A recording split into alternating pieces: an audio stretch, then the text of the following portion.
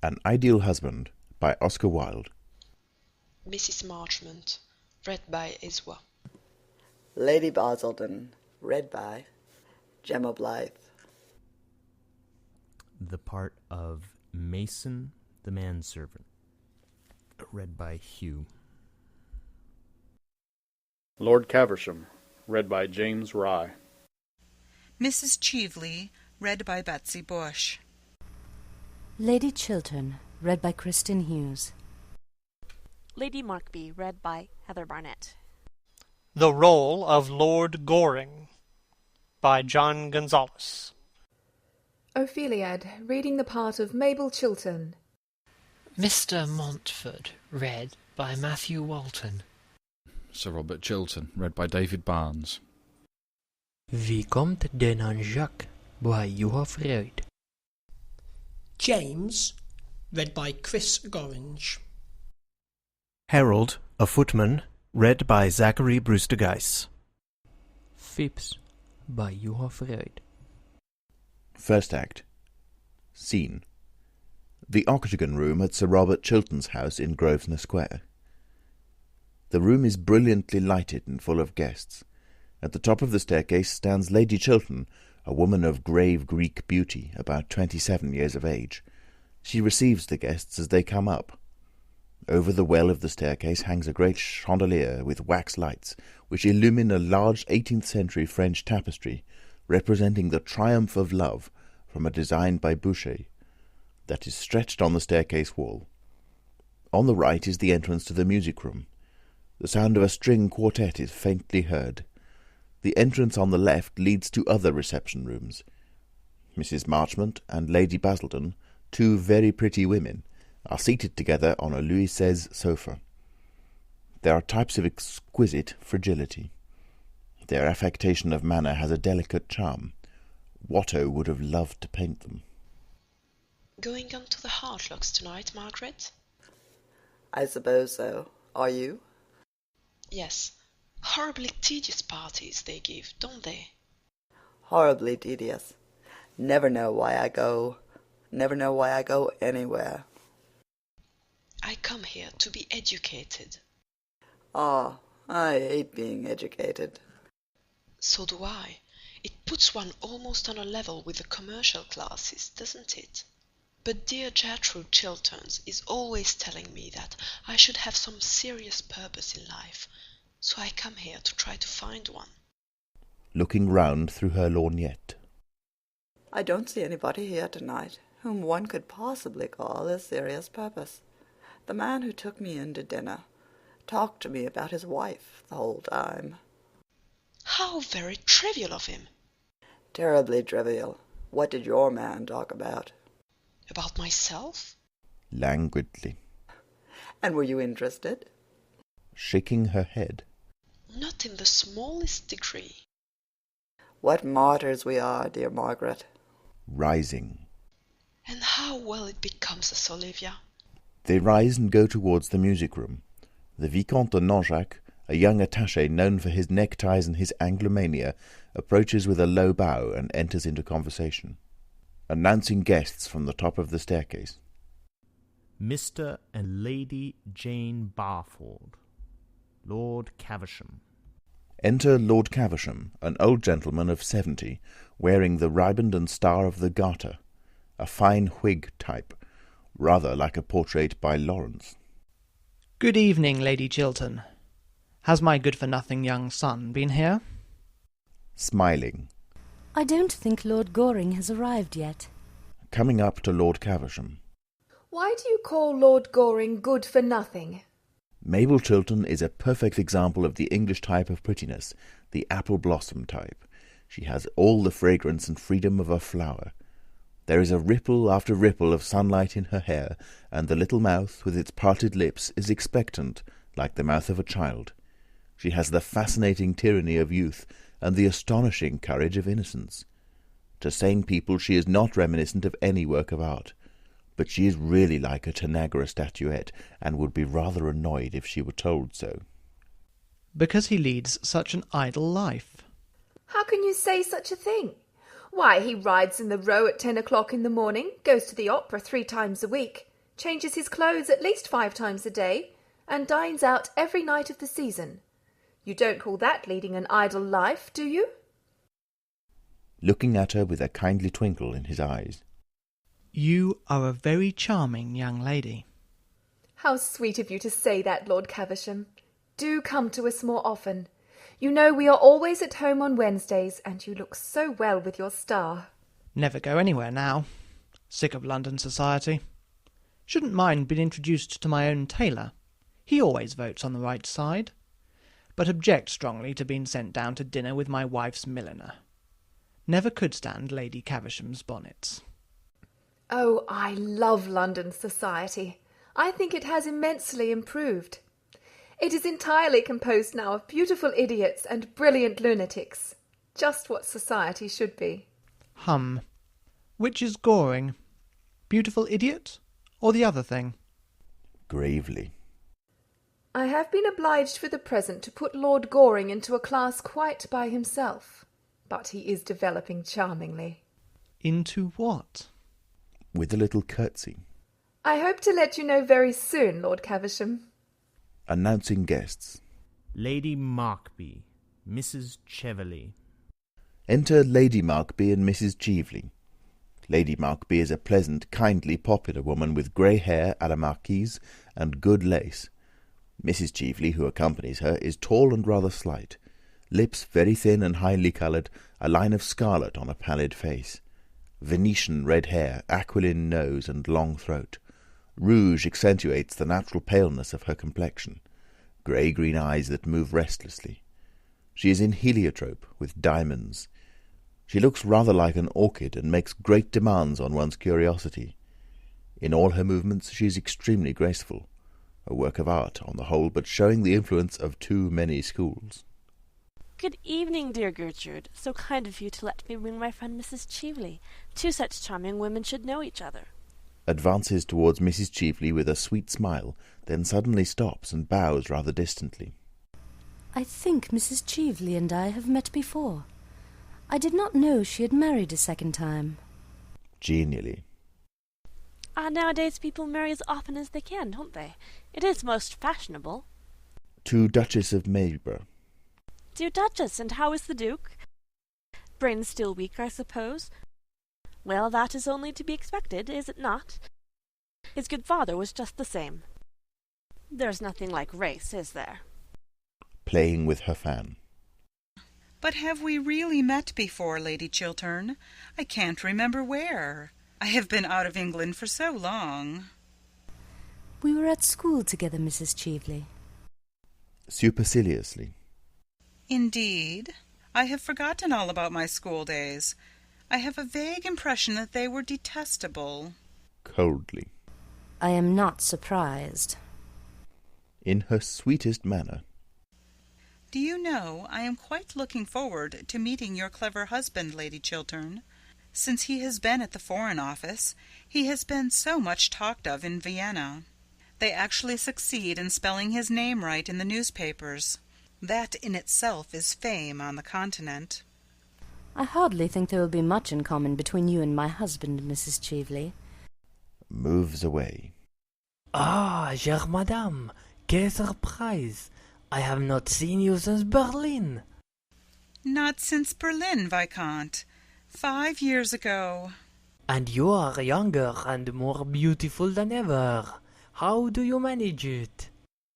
"By making it a rule only to talk to perfectly charming people like yourself." Oh, you flatter me. You butter me, as they say here. "Do they say that here? How dreadful of them." Yes, they have a wonderful language. It should be more widely known. Sir Robert Chiltern enters, a man of 40, but looking somewhat younger, clean-shaven with finely cut features, dark-haired and dark-eyed, a personality of mark. Not popular, few personalities are, but intensely admired by the few and deeply respected by the many. The note of his manner is that of perfect distinction, with a slight touch of pride. One feels that he is conscious of the success he has made in life. A nervous temperament, with a tired look. The firmly chiselled mouth and chin contrast strikingly with the romantic expression in the deep-set eyes. The variance is suggestive of an almost complete separation of passion and intellect, as though thought and emotion were each isolated in its own sphere through some violence of will-power. There is nervousness in the nostrils and in the pale, thin, pointed hands. It would not be accurate to call him picturesque. Picturesqueness cannot survive the House of Commons, but Van Dyck would have liked to have painted his head. Good evening, Lady Markby. I hope you've brought Sir John with you. Oh, I have brought a much more charming person than Sir John. Sir John's temper, since he has taken seriously to politics, has become quite unbearable. Really, now that the House of Commons is trying to become useful, it does a great deal of harm. I hope not, Lady Markby. At any rate, we do our best to waste the public time, don't we? But who is this charming person you've been kind enough to bring to us? Her name is Mrs. Cheveley.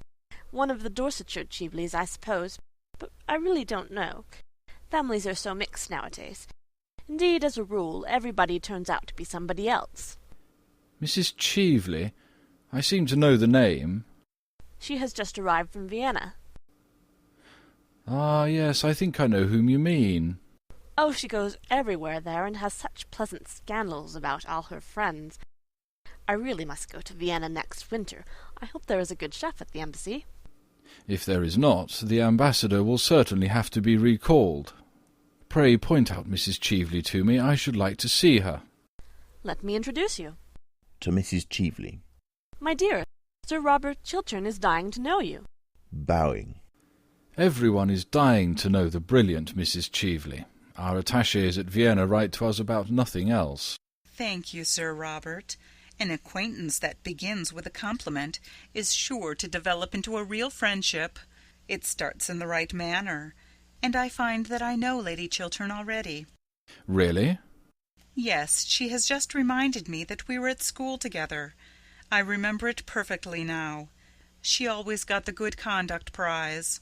I have a distinct recollection of Lady Chiltern always getting the Good Conduct Prize. Smiling. And what prizes did you get, Mrs. Cheveley? My prizes came a little later on in life. I don't think any of them were for good conduct. I forget. I'm sure they were for something charming. I don't know that women are always rewarded for being charming. I think they are usually punished for it. Certainly more women grow old nowadays through the faithfulness of their admirers than through anything else. At least that is the only way I can account for the terribly haggard look of most of your pretty women in London.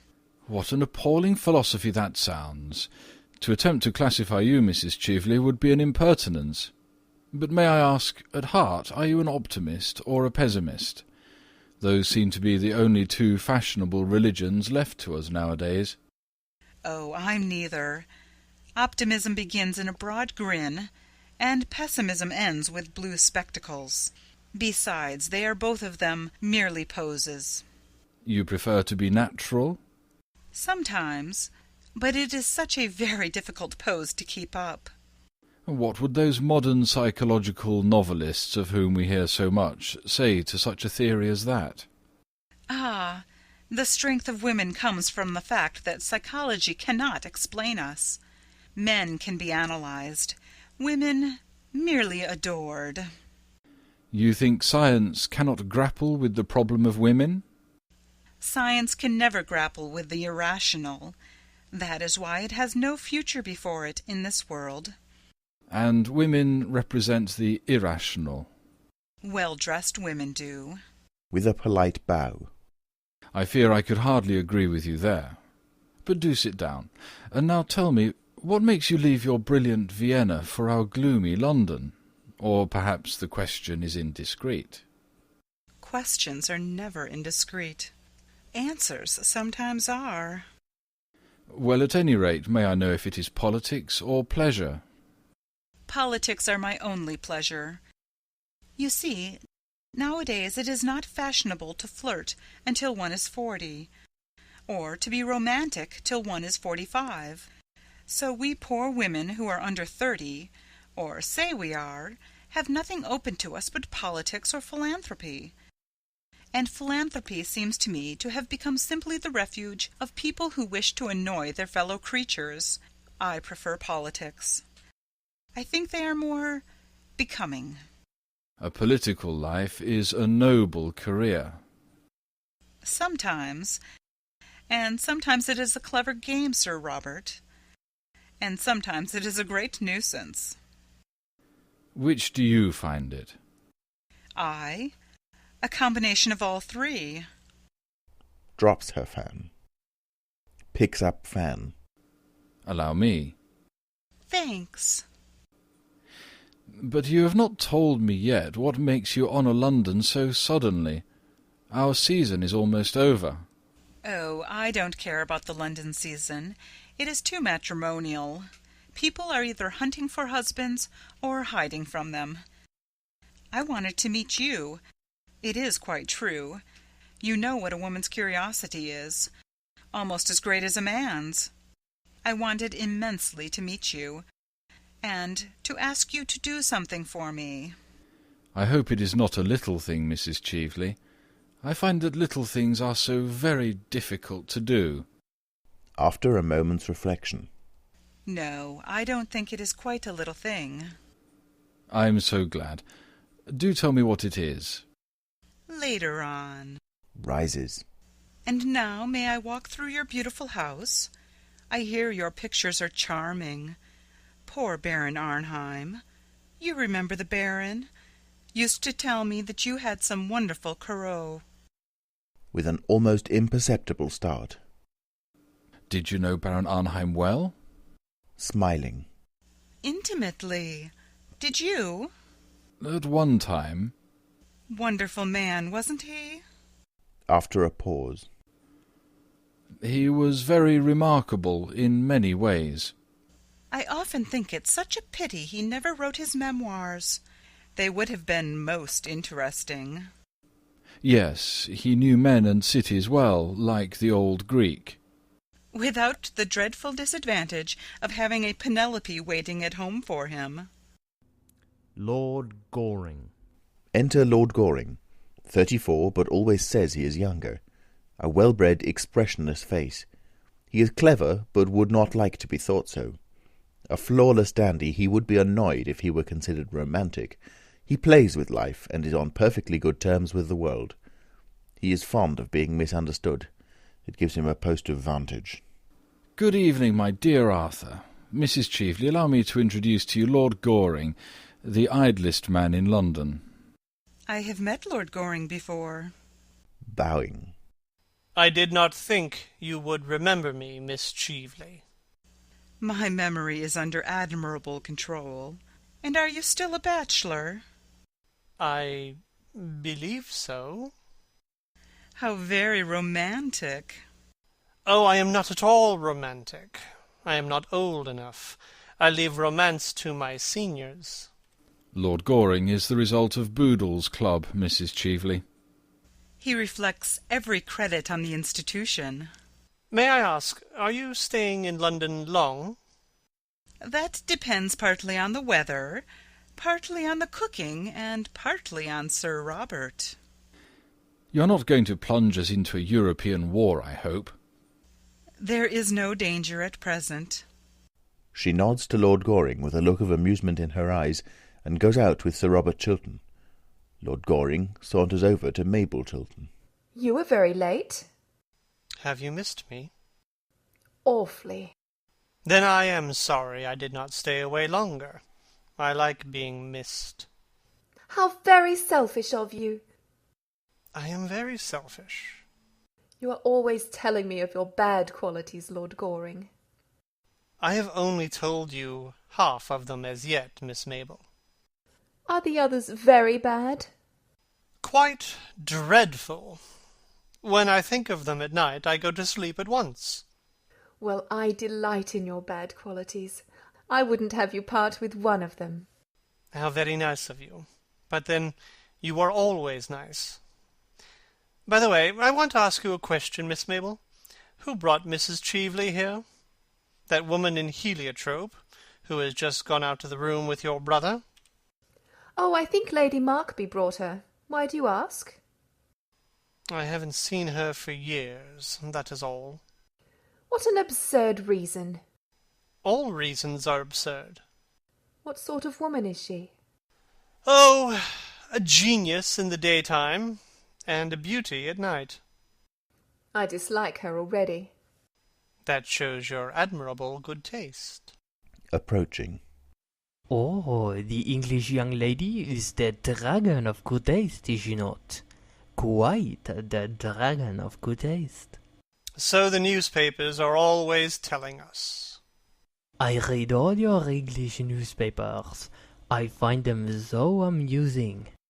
Then, my dear Nanjac, you must certainly read between the lines. I should like to, but my professor objects. To Mabel Chiltern. May I have the pleasure of escorting you to the music room, mademoiselle? Looking very disappointed. Delighted, Vicomte. Quite delighted. Turning to Lord Goring. Aren't you coming to the music room? Not if there's any music going on, Miss Mabel. Severely. The music is in German. You would not understand it. Goes out with the Vicomte de Nanjac. Lord Caversham comes up to his son. Well, sir, what are you doing here? Wasting your life as usual? You should be in bed, sir. You keep too late hours. I heard of you the other night at Lady Rufford's, dancing till 4 o'clock in the morning. Only 3:45, father. Can't make out how you stand London society. The thing has gone to the dogs. A lot of damned nobodies talking about nothing. I love talking about nothing, father. It is the only thing I know anything about. You seem to me to be living entirely for pleasure. What else is there to live for, father? Nothing ages like happiness. You are heartless, sir. Very heartless. I hope not, father. Good evening, Lady Basildon. Arching two pretty eyebrows. Are you here? I had no idea you ever came to political parties. I adore political parties. They are the only place left to us where people don't talk politics. I delight in talking politics. I talk them all day long, but I can't bear listening to them. I don't know how the unfortunate men in the House stand these long debates. By never listening. Really? In his most serious manner. Of course. You see, it is a very dangerous thing to listen. If one listens, one may be convinced, and a man who allows himself to be convinced by an argument is a thoroughly unreasonable person. Ah, that accounts for so much in men that I have never understood, and so much in women that their husbands never appreciate in them. With a sigh. Our husbands never appreciate anything in us. We have to go to others for that. Emphatically. Yes, always to others, have we not? Smiling. And those are the views of the two ladies who are known to have the most admirable husbands in London. That is exactly what we can't stand. My Reginald is quite hopelessly faultless. He is really unendurably so at times. There is not the smallest element of excitement in knowing him. How terrible! Really, the thing should be more widely known. Basildon is quite as bad. He is as domestic as if he were a bachelor. Pressing Lady Basildon's hand. My poor Olivia, we have married perfect husbands, and we are well punished for it. I should have thought it was the husbands who were punished. Drawing herself up. Oh dear no, they are as happy as possible, and as for trusting us, it is tragic how much they trust us. Perfectly tragic. Or comic, Lady Basildon? Certainly not comic, Lord Goring.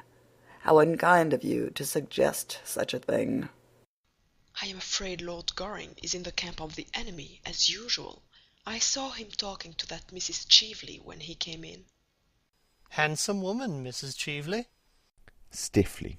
Please don't praise other women in our presence. You might wait for us to do that. I did wait. Well, we are not going to praise her.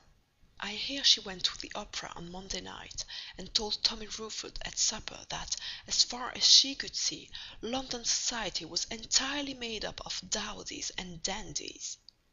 She's quite right, too. The men are all dowdies, and the women are all dandies, aren't they? After a pause. Oh, do you really think that is what Mrs. Cheveley meant? Of course. And a very sensible remark for Miss Cheveley to make, too. Enter Mabel Chiltern. She joins the group. Why are you talking about Mrs. Cheveley? Everybody is talking about Mrs. Cheveley. Lord Goring says... What did you say, Lord Goring, about Mrs. Cheveley? Oh, I remember that she was a genius in the daytime and a beauty at night. What a horrid combination. So very unnatural. In her most dreamy manner. I like looking at geniuses and listening to beautiful people. Oh, that is morbid of you, Mrs. Marchmont. Brightening to a look of real pleasure. I am so glad to hear you say that. Marchmont and I have been married for 7 years, and he has never once told me that I was morbid. Men are so painfully unobservant. Turning to her. I have always said, dear Margaret, that you were the most morbid person in London. Ah, but you are always sympathetic, Olivia. Is it morbid to have a desire for food? I have a great desire for food. Lord Goring, will you give me some supper? With pleasure, Miss Mabel. Moves away with her. How horrid you have been. You have never talked to me the whole evening. How could I? You went away with the child diplomatist. You might have followed us. Pursuit would have been only polite. I don't think I like you at all this evening. I like you immensely. Well, I wish you'd show it in a more marked way. They go downstairs. Olivia, I have a curious feeling of absolute faintness. I think I should like some supper very much. I know I should like some supper. I am positively dying for supper, Margaret. Men are so horribly selfish. They never think of these things. Men are grossly material. Grossly material. The Vicomte de Nanjac enters from the music-room with some other guests. After having carefully examined all the people present, he approaches Lady Basildon. May I have the honour of taking you down to supper, Comtesse? Coldly. I never take supper. Thank you, Viscount. The Vicomte is about to retire. Lady Basildon, seeing this, rises at once and takes his arm. But I will come down with you with pleasure. I am so fond of eating. I am very English in all my tastes. You look quite English, Viscount. Quite English. They pass out. Mr. Montford, a perfectly groomed young dandy, approaches Mrs. Marchmont. Like some supper, Mrs. Marchmont? Languidly. Thank you, Mr. Montford. I never touch supper. Rises hastily and takes his arm. But I will sit beside you and watch you. I don't know that I like being watched when I'm eating. Then I will watch someone else. I don't know that I should like that either. Severely. Pray, Mr. Montford, do not make these painful scenes of jealousy in public. They go downstairs with the other guests, passing Sir Robert Chiltern and Mrs. Cheveley, who now enter. And are you going to any of our country houses before you leave England, Mrs. Cheveley? Oh, no. I cannot stand your English house parties. In England, people actually try to be brilliant at breakfast. That is so dreadful of them. Only dull people are brilliant at breakfast. And then the family skeleton is always reading family prayers. My stay in England really depends on you, Sir Robert. Sits down on the sofa, taking a seat beside her. Seriously? Quite seriously. I want to talk to you about a great political and financial scheme.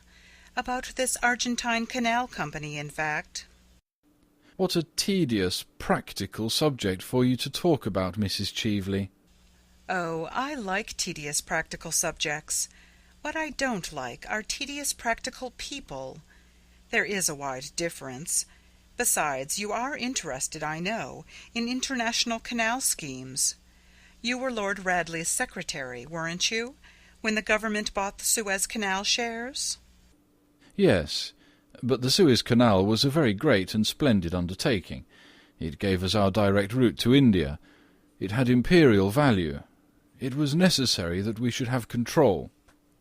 This Argentine scheme is a commonplace stock exchange swindle. A speculation, Sir Robert. A brilliant, daring speculation. Believe me, Mrs. Cheveley, it is a swindle. Let us call things by their proper names. It makes matters simpler. We have all the information about it at the Foreign Office. In fact, I sent out a special commission to inquire into the matter privately, and they report that the works are hardly begun, and as for the money already subscribed, no one seems to know what has become of it. The whole thing is a second Panama, and with not a quarter of the chance of success that miserable affair ever had. I hope you've not invested in it. I'm sure you're far too clever to have done that. I have invested very largely in it. Who could have advised you to do such a foolish thing? Your old friend, and mine. Who? Baron Arnheim. Frowning. Ah, yes, I remember hearing at the time of his death that he'd been mixed up in the whole affair. It was his last romance. His last but one, to do him justice. Rising. But you've not seen my Corot's yet. They're in the music room. Corot's seem to go with music, don't they? May I show them to you? Shaking her head. I am not in a mood tonight for silver twilights or rose-pink dawns. I want to talk business. Motions to him with her fan to sit down beside her. I fear I have no advice to give you, Mrs. Cheveley, except to interest yourself in something less dangerous. The success of the canal depends, of course, on the attitude of England, and I'm going to lay the report of the commissioners before the House tomorrow night. That you must not do. In your own interests, Sir Robert, to say nothing of mine, you must not do that. Looking at her in wonder. In my own interests? My dear Mrs. Cheveley, what do you mean? Sits down beside her. Sir Robert, I will be quite frank with you. I want you to withdraw the report that you have intended to lay before the House, on the ground that you have reason to believe that the commissioners have been prejudiced or misinformed or something. Then I want you to say a few words to the effect that the government is going to reconsider the question, and that you have reason to believe that the canal, if completed, will be of great international value. You know the sort of things ministers say in cases of this kind. A few ordinary platitudes will do. In modern life, nothing produces such an effect as a good platitude. It makes the whole world kin. Will you do that for me? Mrs. Cheveley, you cannot be serious in making me such a proposition. I am quite serious. Coldly. Pray allow me to believe that you are not. Speaking with great deliberation and emphasis. Ah, but I am. And if you do what I ask you, I will pay you very handsomely. Pay me? Yes. I'm afraid I don't quite understand what you mean. Leaning back on the sofa and looking at him. How very disappointing. And I have come all the way from Vienna in order that you should thoroughly understand me. I fear I don't. In her most nonchalant manner. My dear Sir Robert, you are a man of the world, and you have your price, I suppose. Everybody has nowadays. The drawback is that most people are so dreadfully expensive. I know I am. I hope you will be more reasonable in your terms. Rises indignantly. If you'll allow me, I will call your carriage for you. You have lived so long abroad, Mrs. Cheveley, that you seem to be unable to realize that you are talking to an English gentleman. Detains him by touching his arm with her fan and keeping it there while she is talking. I realize that I am talking to a man who laid the foundation of his fortune by selling to a stock exchange speculator a cabinet secret. Biting his lip. What do you mean? Rising and facing him. I mean that I know the real origin of your wealth and your career, and I have got your letter, too. What letter? Contemptuously. The letter you wrote to Baron Arnheim, when you were Lord Radley's secretary, telling the Baron to buy Suez Canal shares, a letter written 3 days before the government announced its own purchase. Hoarsely. It is not true. You thought that letter had been destroyed. How foolish of you. It is in my possession. The affair to which you allude was no more than a speculation. The House of Commons had not yet passed the bill. It might have been rejected. It was a swindle, Sir Robert. Let us call things by their proper names. It makes everything simpler. And now I am going to sell you that letter, and the price I ask for it is your public support of the Argentine scheme. You made your own fortune out of one canal. You must help me and my friends to make our fortunes out of another. It is infamous what you propose. Infamous. Oh, no. This is the game of life as we all have to play it, Sir Robert, sooner or later. I cannot do what you ask me. You mean you cannot help doing it. You know you are standing on the edge of a precipice, and it is not for you to make terms. It is for you to accept them. Supposing you refuse. What then? My dear Sir Robert, what then? You are ruined, that is all. Remember to what a point your Puritanism in England has brought you. In old days nobody pretended to be a bit better than his neighbours. In fact, to be a bit better than one's neighbour was considered excessively vulgar and middle class. Nowadays, with our modern mania for morality, everyone has to pose as a paragon of purity, incorruptibility, and all the other 7 deadly virtues. And what is the result? You all go over like ninepins, one after the other. Not a year passes in England without somebody disappearing. Scandals used to lend charm, or at least interest, to a man. Now they crush him. And yours is a very nasty scandal. You couldn't survive it. If it were known that as a young man, secretary to a great and important minister, you sold a cabinet secret for a large sum of money, and that that was the origin of your wealth and career, you would be hounded out of public life. You would disappear completely. And after all, Sir Robert, why should you sacrifice your entire future rather than deal diplomatically with your enemy? For the moment, I am your enemy. I admit it. And I am much stronger than you are. The big battalions are on my side. You have a splendid position, but it is your splendid position that makes you so vulnerable. You can't defend it, and I am in attack. Of course I have not talked morality to you. You must admit in fairness that I have spared you that. Years ago you did a clever, unscrupulous thing. It turned out a great success. You owe to it your fortune and position, and now you have got to pay for it. Sooner or later we have all to pay for what we do. You have to pay now. Before I leave you tonight, you have got to promise me to suppress your report and to speak in the House in favour of this scheme. What you ask is impossible. You must make it possible. You are going to make it possible. Sir Robert, you know what your English newspapers are like. Suppose that when I leave this house I drive down to some newspaper office and give them this scandal and the proofs of it. Think of their loathsome joy, of the delight they would have in dragging you down, of the mud and mire they would plunge you in.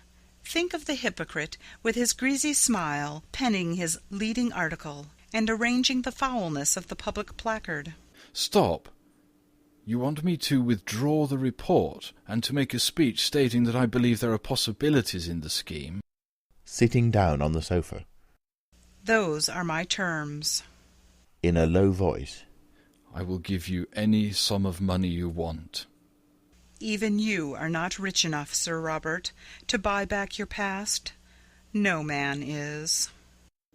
I will not do what you ask me. I will not. You have to. If you don't... Rises from the sofa. Bewildered and unnerved. Wait a moment. What did you propose? You said that you would give me back my letter, didn't you? Yes, that is agreed. I will be in the ladies' gallery tomorrow night at 11:30. If by that time, and you will have had heaps of opportunity, you have made an announcement to the house in the terms I wish, I shall hand you back your letter with the prettiest thanks, and the best, or at any rate the most suitable, compliment I can think of. I intend to play quite fairly with you. One should always play fairly when one has the winning cards. The Baron taught me that, amongst other things. You must let me have time to consider your proposal. No, you must settle now. Give me a week. 3 days. Impossible. I have got to telegraph to Vienna tonight. My God, what brought you into my life? Circumstances. Moves towards the door. Don't go. I consent. The report shall be withdrawn. I will arrange for a question to be put to me on the subject. Thank you. I knew we could come to an amicable agreement. I understood your nature from the first. I analysed you, though you did not adore me. And now you can get my carriage for me, Sir Robert. I see the people coming up from supper, and Englishmen always get romantic after a meal, and that bores me dreadfully. Exit Sir Robert Chiltern. Enter guests. Lady Chiltern, Lady Markby, Lord Caversham, Lady Basildon, Mrs. Marchmont, Vicomte de Nanjac, Mr. Montford. Well, dear Mrs. Cheveley, I hope you have enjoyed yourself. Sir Robert is very entertaining, is he not? Most entertaining. I have enjoyed my talk with him immensely. He has had a very interesting and brilliant career, and he has married a most admirable wife. Lady Chiltern is a woman of the very highest principles, I am glad to say. I am a little too old now myself to trouble about setting a good example, but I always admire people who do. And Lady Chiltern has a very ennobling effect on life, though her dinner parties are rather dull sometimes. But one can't have everything, can one? And now I must go, dear. Shall I call for you tomorrow? Thanks. We might drive in the park at 5. Everything looks so fresh in the park now. Except the people. Perhaps the people are a little jaded. I have often observed that the season as it goes on produces a kind of softening of the brain. However, I think anything is better than high intellectual pressure. That is the most unbecoming thing there is. It makes the noses of the young girls so particularly large, and there is nothing so difficult to marry as a large nose. Men don't like them. Good night, dear. To Lady Chiltern. Good night, Gertrude. Goes out on Lord Caversham's arm. What a charming house you have, Lady Chiltern. I have spent a delightful evening. It has been so interesting getting to know your husband. Why did you wish to meet my husband, Mrs. Cheveley? Oh, I will tell you. I wanted to interest him in this Argentine Canal scheme, of which I dare say you have heard, and I found him most susceptible to reason, I mean, a rare thing in a man. I converted him in 10 minutes. He is going to make a speech in the House tomorrow night in favour of the idea. We must go to the ladies' gallery and hear him. It will be a great occasion. There must be some mistake. That scheme could never have my husband's support. Oh, I assure you it's all settled. I don't regret my tedious journey from Vienna now. It has been a great success. But of course, for the next 24 hours the whole thing is a dead secret. Gently. A secret? Between whom? With a flash of amusement in her eyes. Between your husband and myself. Entering. Your carriage is here, Mrs. Cheveley. Thanks. Good evening, Lady Chiltern. Good night, Lord Goring. I am at Claridge's. Don't you think you might leave a card? If you wish it, Mrs. Cheveley. Oh, don't be so solemn about it, or I shall be obliged to leave a card on you. In England, I suppose that would hardly be considered en règle. Abroad, we are more civilized. Will you see me down, Sir Robert? Now that we have both the same interests at heart, we shall be great friends, I hope. Sails out on Sir Robert Chiltern's arm. Lady Chiltern goes to the top of the staircase and looks down at them as they descend. Her expression is troubled. After a little time she is joined by some of the guests and passes with them into another reception room. What a horrid woman! You should go to bed, Miss Mabel. Lord Goring! My father told me to go to bed an hour ago. I don't see why I shouldn't give you the same advice. I always pass on good advice. It is the only thing to do with it. It is never of any use to oneself. Lord Goring, you are always ordering me out of the room. I think it most courageous of you, especially as I am not going to bed for hours. Goes over to the sofa. You can come and sit down if you like, and talk about anything in the world, except the Royal Academy, Mrs. Cheveley, or novels in Scotch dialect. They are not improving subjects. Catches sight of something that is lying on the sofa, half hidden by the cushion. What is this? Someone has dropped a diamond brooch. Quite beautiful, isn't it? Shows it to him. I wish it was mine. But Gertrude won't let me wear anything but pearls, and I am thoroughly sick of pearls. They make one look so plain, so good, and so intellectual. I wonder whom the brooch belongs to. I wonder who dropped it. It is a beautiful brooch. It is a handsome bracelet. It isn't a bracelet, it's a brooch. It can be used as a bracelet. Takes it from her, and, pulling out a green letter case, puts the ornament carefully in it, and replaces the whole thing in his breast pocket with the most perfect sang-froid. What are you doing? Miss Mabel, I'm going to make a rather strange request to you. Eagerly. Oh, pray do. I have been waiting for it all the evening. Is a little taken aback, but recovers himself. Don't mention to anybody that I have taken charge of this brooch. Should anyone write and claim it, let me know at once. That is a strange request. Well, you see, I gave this brooch to somebody once, years ago. You did? Yes. Lady Chiltern enters alone. The other guests have gone. Then I shall certainly bid you good night. Good night, Gertrude. Exit. Good night, dear. To Lord Goring.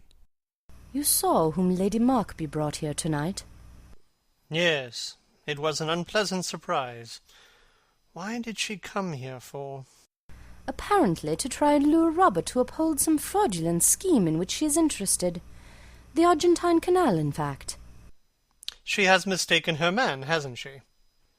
She is incapable of understanding an upright nature like my husband's. Yes. I should fancy she came to grief if she tried to get Robert into her toils. It is extraordinary what astounding mistakes clever women make. I don't call women of that kind clever. I call them stupid. Same thing, often. Good night, Lady Chiltern. Good night. Enter Sir Robert Chiltern. My dear Arthur, you're not going. Do stop a little. Afraid I can't, thanks. I have promised to look in at the Hartlocks. I believe they have got a mauve Hungarian band that plays mauve Hungarian music. See you soon. Goodbye. Exit. How beautiful you look tonight, Gertrude. Robert, it is not true, is it? You are not going to lend your support to this Argentine speculation? You couldn't. Starting. Who told you I intended to do so? That woman who has just gone out, Mrs. Cheveley as she calls herself now. She seemed to taunt me with it. Robert, I know this woman, you don't. We were at school together. She was untruthful, dishonest, an evil influence on everyone whose trust or friendship she could win. I despised her.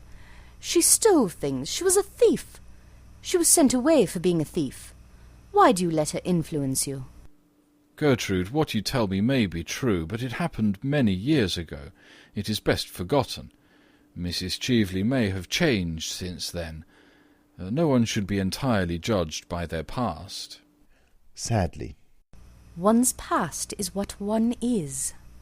It is the only way by which people should be judged. That is a hard saying, Gertrude. It is a true saying, Robert.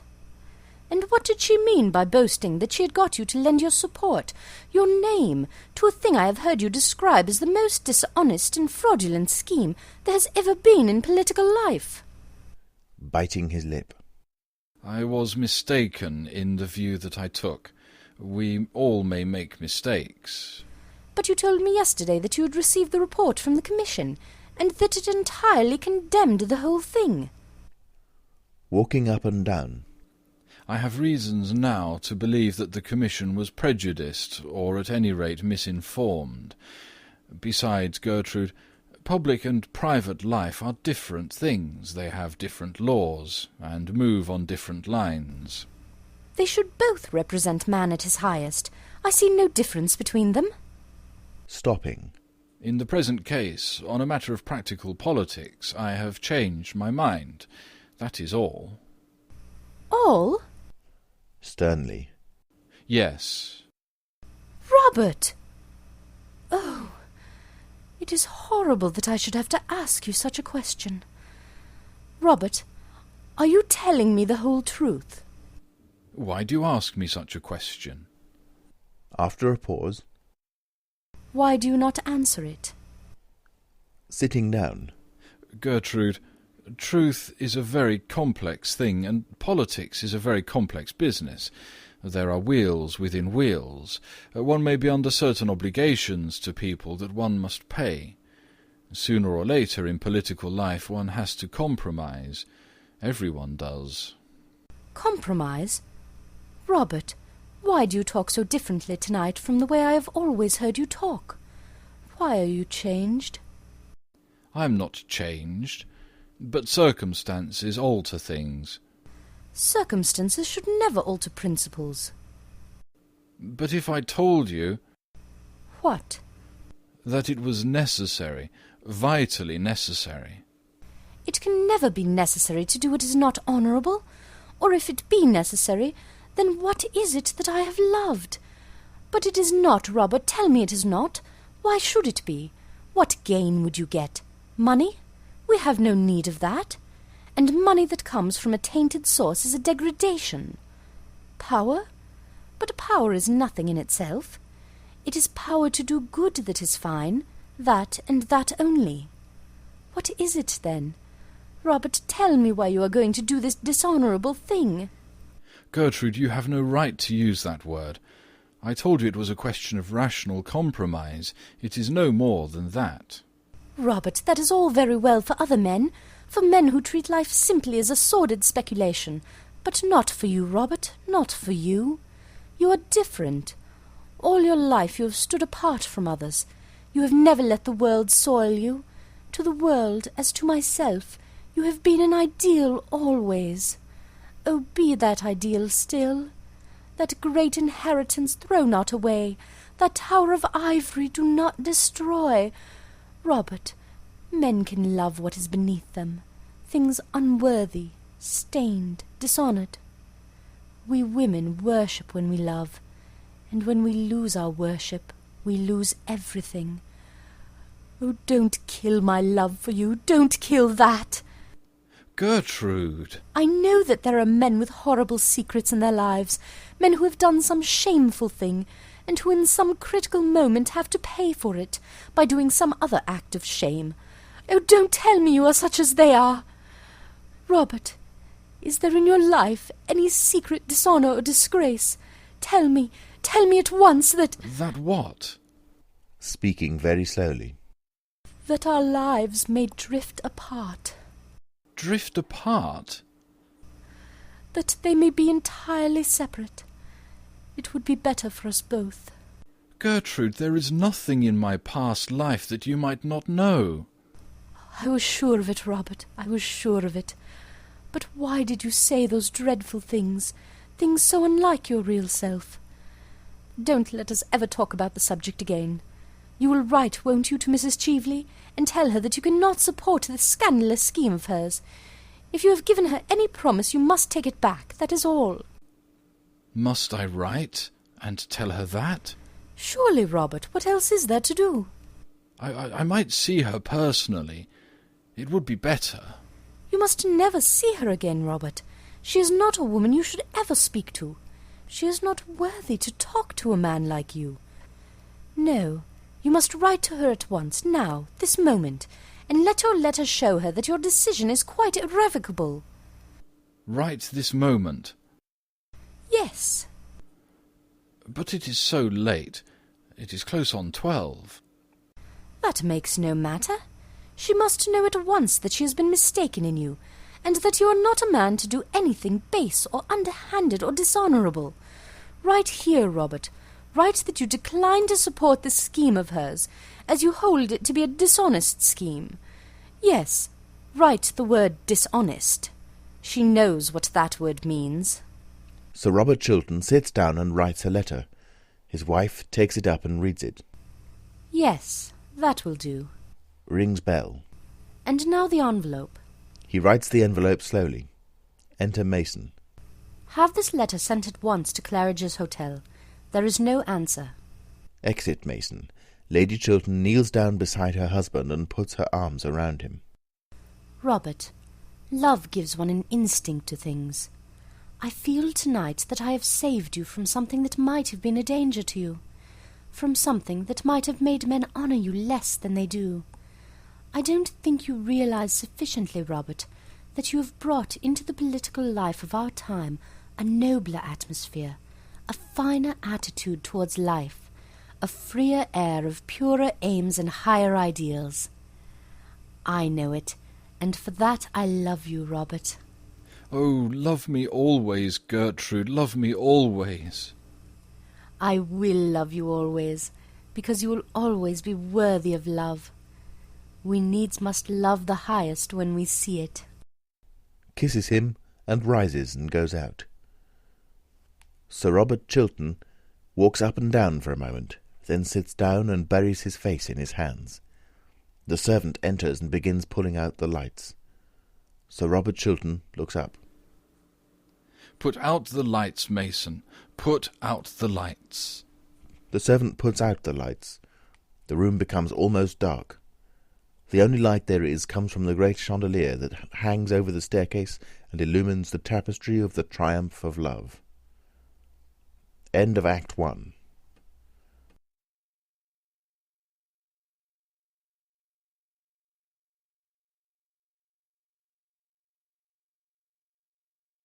Second Act. Scene. Morning room at Sir Robert Chiltern's house. Lord Goring, dressed in the height of fashion, is lounging in an armchair. Sir Robert Chiltern is standing in front of the fireplace. He is evidently in a state of great mental excitement and distress. As the scene progresses, he paces nervously up and down the room. My dear Robert, it is a very awkward business, very awkward indeed. You should have told your wife the whole thing. Secrets from other people's wives are a necessary luxury in modern life. So, at least, I am told at the club by people who are bold enough to know better. But no man should have a secret from his own wife. She invariably finds it out. Women have a wonderful instinct about things. They can discover everything except the obvious. Arthur, I couldn't tell my wife. When could I have told her? Not last night. It would have made a lifelong separation between us, and I would have lost the love of the one woman in the world I worship, of the only woman who has ever stirred love within me. Last night it would have been quite impossible. She would have turned from me in horror and in contempt. Is Lady Chiltern as perfect as all that? Yes, my wife is as perfect as all that. Taking off his left-hand glove. What a pity. Oh, I beg your pardon, my dear fellow. I didn't quite mean that. But if what you tell me is true, I should like to have a serious talk about life with Lady Chiltern. It would be quite useless. May I try? Yes, but nothing could make her alter her views. Well, at the worst, it would simply be a psychological experiment. All such experiments are terribly dangerous. Everything is dangerous, my dear fellow. If it wasn't so, life wouldn't be worth living. Well, I'm bound to say that I think you should have told her years ago. When? When we were engaged? Do you think she would have married me if she'd known that the origin of my fortune is such as it is, the basis of my career such as it is, and that I had done a thing that I suppose most men would call shameful and dishonourable? Slowly.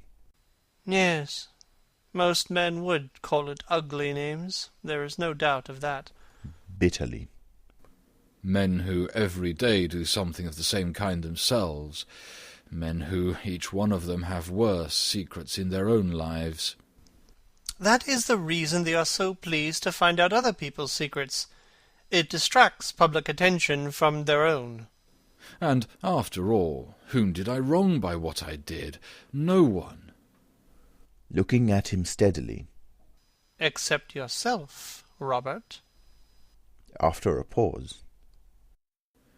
Of course, I had private information about a certain transaction contemplated by the government of the day, and I acted on it. Private information is practically the source of every large modern fortune. Tapping his boot with his cane. And public scandal invariably the result. Pacing up and down the room. Arthur, do you think that what I did nearly 18 years ago should be brought up against me now? Do you think it fair that a man's whole career should be ruined for a fault done in one's boyhood almost? I was 22 at the time, and I had the double misfortune of being well born and poor. Two unforgivable things nowadays. Is it fair that the folly, the sin of one's youth, if men choose to call it a sin, should wreck a life like mine, should place me in the pillory, should shatter all that I have worked for, all that I have built up? Is it fair, Arthur? Life is never fair, Robert, and perhaps it is a good thing for most of us that it is not.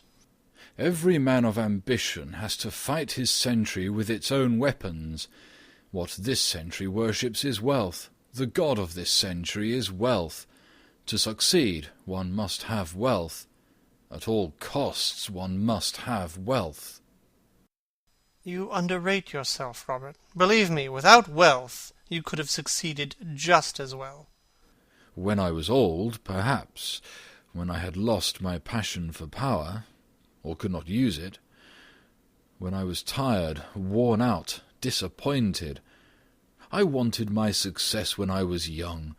Youth is the time for success. I couldn't wait. Well, you certainly have had your success while you are still young. No one in our day has had such a brilliant success. Under Secretary for Foreign Affairs at the age of 40. That's good enough for anyone, I should think. And if it is all taken away from me now? If I lose everything over a horrible scandal? If I am hounded from public life? Robert, how could you have sold yourself for money? Excitedly. I did not sell myself for money. I bought success at a great price. That is all. Gravely. Yes, you certainly paid a great price for it. But what first made you think of doing such a thing? Baron Arnheim. Damned scoundrel.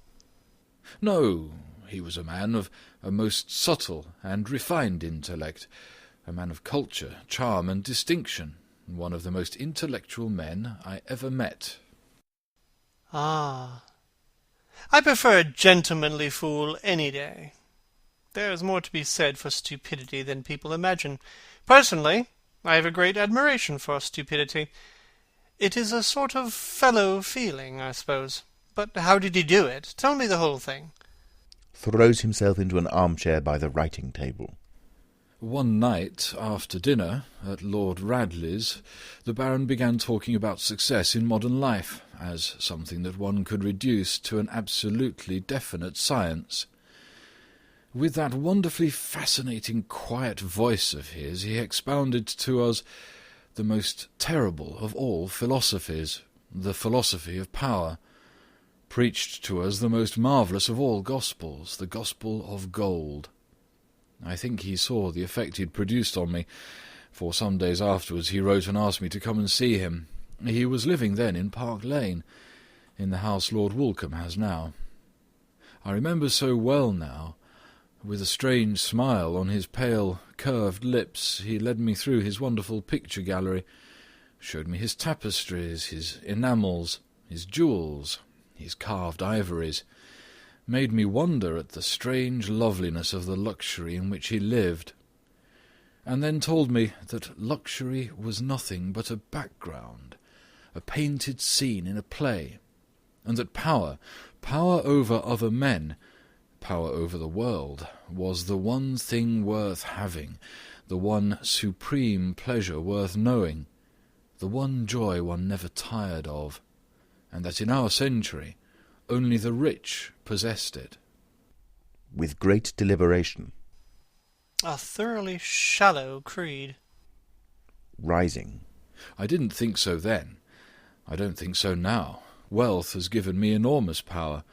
It gave me at the very outset of my life freedom, and freedom is everything. You have never been poor, and never known what ambition is. You cannot understand what a wonderful chance the Baron gave me, such a chance as few men get.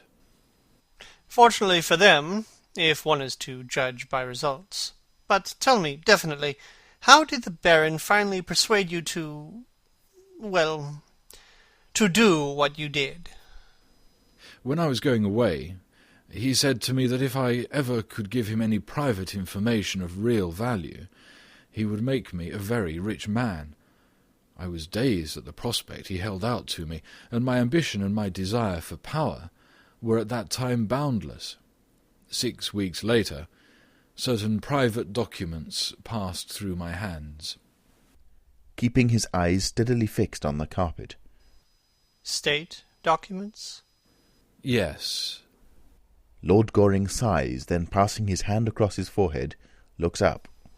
I had no idea that you, of all men in the world, could have been so weak, Robert, as to yield to such a temptation as Baron Arnheim held out to you.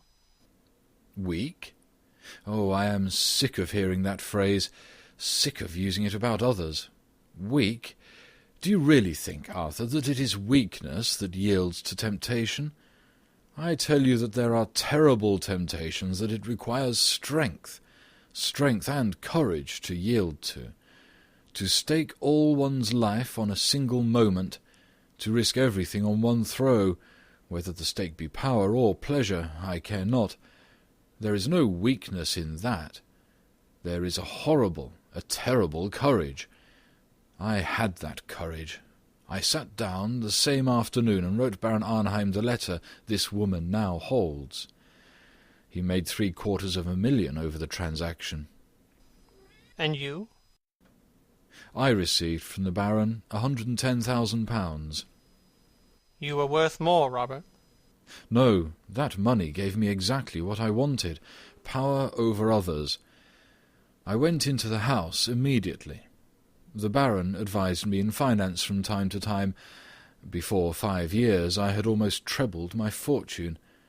Since then, everything that I have touched has turned out a success. In all things connected with money, I have had a luck so extraordinary that sometimes it has made me almost afraid. I remember having read somewhere, in some strange book, that when the gods wish to punish us, they answer our prayers. But tell me, Robert, did you never suffer any regret for what you had done? No. I felt that I had fought the century with its own weapons, and won. Sadly. You thought you had won? I thought so. After a long pause. Arthur, do you despise me for what I've told you? With deep feeling in his voice. I am very sorry for you, Robert. Very sorry indeed. I don't say that I suffered any remorse. I didn't. Not remorse in the ordinary, rather silly sense of the word, but I have paid conscience money many times. I had a wild hope that I might disarm destiny. The sum Baron Arnheim gave me I have distributed twice over in public charities since then. Looking up. In public charities? Dear me, what a lot of harm you must have done, Robert. Oh, don't say that, Arthur. Don't talk like that. Never mind what I say, Robert. I am always saying what I shouldn't say. In fact, I usually say what I really think. A great mistake nowadays. It makes one so liable to be misunderstood. As regards to this dreadful business, I will help you in whatever way I can. Of course, you know that. Thank you, Arthur, thank you. But what is to be done? What can be done? Leaning back with his hands in his pockets. Well, the English can't stand a man who is always saying he is in the right. But they are very fond of a man who admits that he has been in the wrong. It is one of the best things in them. However, in your case, Robert, a confession would not do. The money, if you will allow me to say so, is awkward. Besides, if you did make a clean breast of the whole affair, you would never be able to talk morality again. And in England, a man who can't talk morality twice a week to a large, popular, immoral audience is quite over as a serious politician. There would be nothing left for him as a profession except botany or the church. A confession would be of no use. It would ruin you. It would ruin me. Arthur, the only thing for me to do now is to fight the thing out. Rising from his chair. I was waiting for you to say that. It is the only thing to do now, and you must begin by telling your wife the whole story. That I will not do. Robert, believe me, you are wrong. I couldn't do it. It would kill her love for me. And now about this woman, Mrs. Cheveley. How can I defend myself against her? You knew her before, Arthur, apparently. Yes. Did you know her well? Arranging his necktie. So little that I got engaged to be married to her once, when I was staying at the Tenbys. The affair lasted for 3 days, nearly. Why was it broken off? Airily. Oh, I forget. At least it makes no matter. By the way, have you tried her with money? She used to be confoundedly fond of money. I offered her any sum she wanted. She refused. Then the marvellous gospel of gold breaks down sometimes. The rich can't do everything, after all. Not everything. I suppose you are right. Arthur, I feel that public disgrace is in store for me. I feel certain of it. I never knew what terror was before. I know it now. It is as if a hand of ice were laid upon one's heart. It is as if one's heart were beating itself to death in some empty hollow. Striking the table. Robert, you must fight her. You must fight her. But how? I can't tell you how at present. I've not the smallest idea. But every one has some weak point. There is some flaw in each one of us. Strolls to the fireplace and looks at himself in the glass. My father tells me that even I have faults. Perhaps I have. I don't know. In defending myself against Mrs. Cheveley, I have a right to use any weapon I can find, have I not? Still looking in the glass. In your place, I don't think I should have the smallest scruple in doing so. She is thoroughly well able to take care of herself. Sits down at the table and takes a pen in his hand. Well, I shall send a cipher telegram to the embassy at Vienna to inquire if there is anything known against her. There may be some secret scandal she might be afraid of. Settling his buttonhole. Oh, I should fancy Mrs. Cheveley is one of those very modern women of our time who find a new scandal as becoming as a new bonnet, and air them both in the park every afternoon at 5:30. I am sure she adores scandals, and that the sorrow of her life at present is that she can't manage to have enough of them. Writing. Why do you say that? turning round. Well, she wore far too much rouge last night, and not quite enough clothes. That is always a sign of despair in a woman. Striking a bell. But it is worthwhile my writing to Vienna, is it not? It is always worthwhile asking a question, though it is not always worthwhile answering one. Enter Mason. Is Mr. Trafford in his room? Yes, Sir Robert. Puts what he has written into an envelope, which he then carefully closes. Tell him to have this sent off in cipher at once. There must not be a moment's delay. Yes, Sir Robert. Oh, just give that back to me again. Writes something on the envelope. Mason then goes out with the letter. She must have had some curious hold over Baron Arnheim. I wonder what it was. Smiling. I wonder. I will fight her to the death as long as my wife knows nothing. Strongly. Oh, fight in any case. In any case. With a gesture of despair. If my wife found out, there would be little left to fight for. Well, as soon as I hear from Vienna, I shall let you know the result. It is a chance, just a chance, but I believe in it. And as I fought the age with its own weapons, I shall fight her with her weapons. It is only fair, and she looks like a woman with a past, doesn't she? Most pretty women do. But there is a fashion in pasts, just as there is a fashion in frocks. Perhaps Mrs. Cheveley's past is merely a slightly décolleté one, and they are excessively popular nowadays. Besides, my dear Robert, I should not build too high hopes on frightening Miss Cheveley. I should not fancy Miss Cheveley is a woman who would be easily frightened. She has survived all her creditors, and she shows a wonderful presence of mind. Oh, I live on hopes now. I clutch at every chance. I feel like a man on a ship that is sinking. The water is round my feet, and the very air is bitter with storm. Hush, I hear my wife's voice. Enter Lady Chiltern in walking dress. Good afternoon, Lord Goring. Good afternoon, Lady Chiltern. Have you been in the park? No, I have just come from the Women's Liberal Association, where, by the way, Robert, your name was received with loud applause. And now I have come in to have my tea. To Lord Goring. You will wait and have some tea, won't you? I'll wait for a short time, thanks. I will be back in a moment. I am only going to take my hat off. In his most earnest manner. Oh, please don't. It is so pretty. One of the prettiest hats I ever saw. I hope the Women's Liberal Association received it with loud applause. With a smile.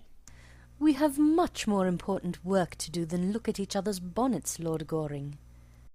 Really? What sort of work? Oh, dull, useful, delightful things.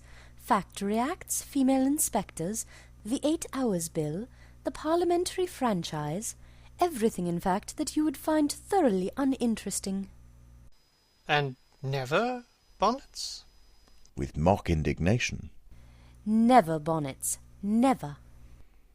Lady Chiltern goes out through the door leading to her boudoir. Takes Lord Goring's hand. You have been a good friend to me, Arthur, a thoroughly good friend. I don't know that I have been able to do much for you, Robert, as yet. In fact, I have not been able to do anything for you as far as I can see. I am thoroughly disappointed with myself. You have enabled me to tell the truth. That is something. The truth has always stifled me. Huh. The truth is a thing I get rid of as soon as possible. Bad habit, by the way. Makes one very unpopular at the club, with the older members. They call it being conceited. Perhaps it is.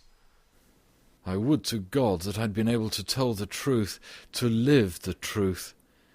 Ah, that is the greatest thing in life, to live the truth.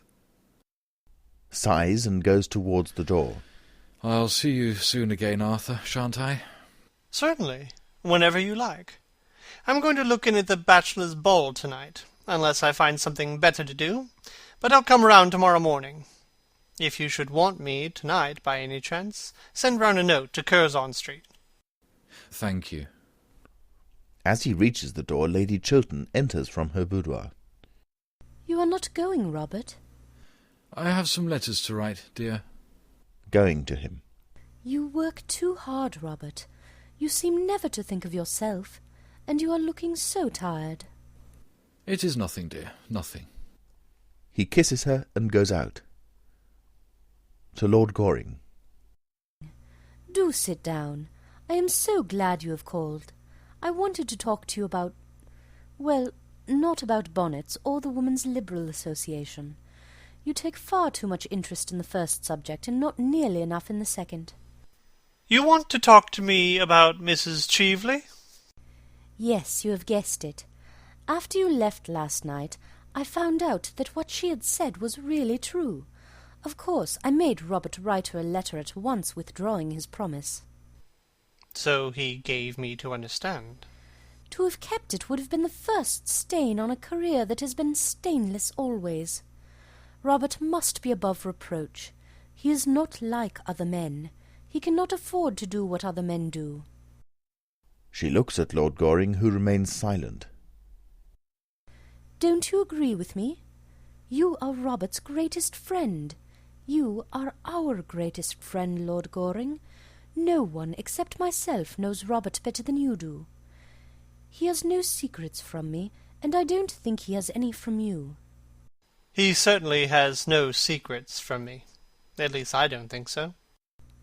Then am I not right in my estimate of him? I know I am right, but speak to me frankly. Looking straight at her. Quite frankly? Surely, you have nothing to conceal, have you? Nothing. But, my dear Lady Chiltern, I think, if you will allow me to say so, that in practical life... Smiling. Of which you know so little, Lord Goring. Of which I know nothing by experience, though I know something by observation. I think that in practical life there is something about success, actual success, that is a little unscrupulous. Something about ambition that is unscrupulous always. Once a man has set his heart and soul on getting to a certain point, if he has to climb the crag, he climbs the crag. If he has to walk in the mire... Well? He walks in the mire. Of course, I'm only talking generally about life. Gravely. I hope so. Why do you look at me so strangely, Lord Goring? Lady Chiltern, I have sometimes thought that perhaps you are a little hard in some of your views on life. I think that often you don't make sufficient allowances. In every nature there are elements of weakness, or worse than weakness. Supposing, for instance, that any public man, my father, or Lord Merton, or Robert, say, had years ago written some foolish letter to someone. What do you mean by a foolish letter? A letter gravely compromising one's position. I am only putting an imaginary case. Robert is as incapable of doing a foolish thing as he is of doing a wrong thing. After a long pause. Nobody is incapable of doing a foolish thing. Nobody is incapable of doing a wrong thing. Are you a pessimist? What will the other dandies say? They will all have to go into mourning. Rising. No, Lady Chiltern, I am not a pessimist. Indeed, I am not sure that I quite know what pessimism really means. All I do know is that life cannot be understood without much charity, cannot be lived without much charity. It is love, and not German philosophy, that is the true explanation of this world, whatever may be the explanation of the next. And if you are ever in trouble, Lady Chiltern, trust me absolutely, and I will help you in every way I can. If you ever want me, come to me for my assistance, and you shall have it. Come at once to me. Looking at him in surprise. Lord Goring, you are talking quite seriously. I don't think I ever heard you talk seriously before. Laughing. You must excuse me, Lady Chiltern. It won't occur again, if I can help it. But I like you to be serious. Enter Mabel Chiltern in the most ravishing frock. Dear Gertrude, don't say such a dreadful thing to Lord Goring. Seriousness would be very unbecoming to him. Good afternoon, Lord Goring. Pray be as trivial as you can. I should like you to, Miss Mabel, but I am afraid I am a little out of practice this morning. Besides, I have to be going now. Just when I have come in. What dreadful manners you have. I am sure you were very badly brought up. I was. I wish I had brought you up. I am so sorry you didn't. It is too late now, I suppose. Smiling. I'm not so sure. Will you ride tomorrow morning? Yes, at 10. Don't forget. Of course I shan't. By the way, Lady Chiltern, there is no list of your guests in the Morning Post of today.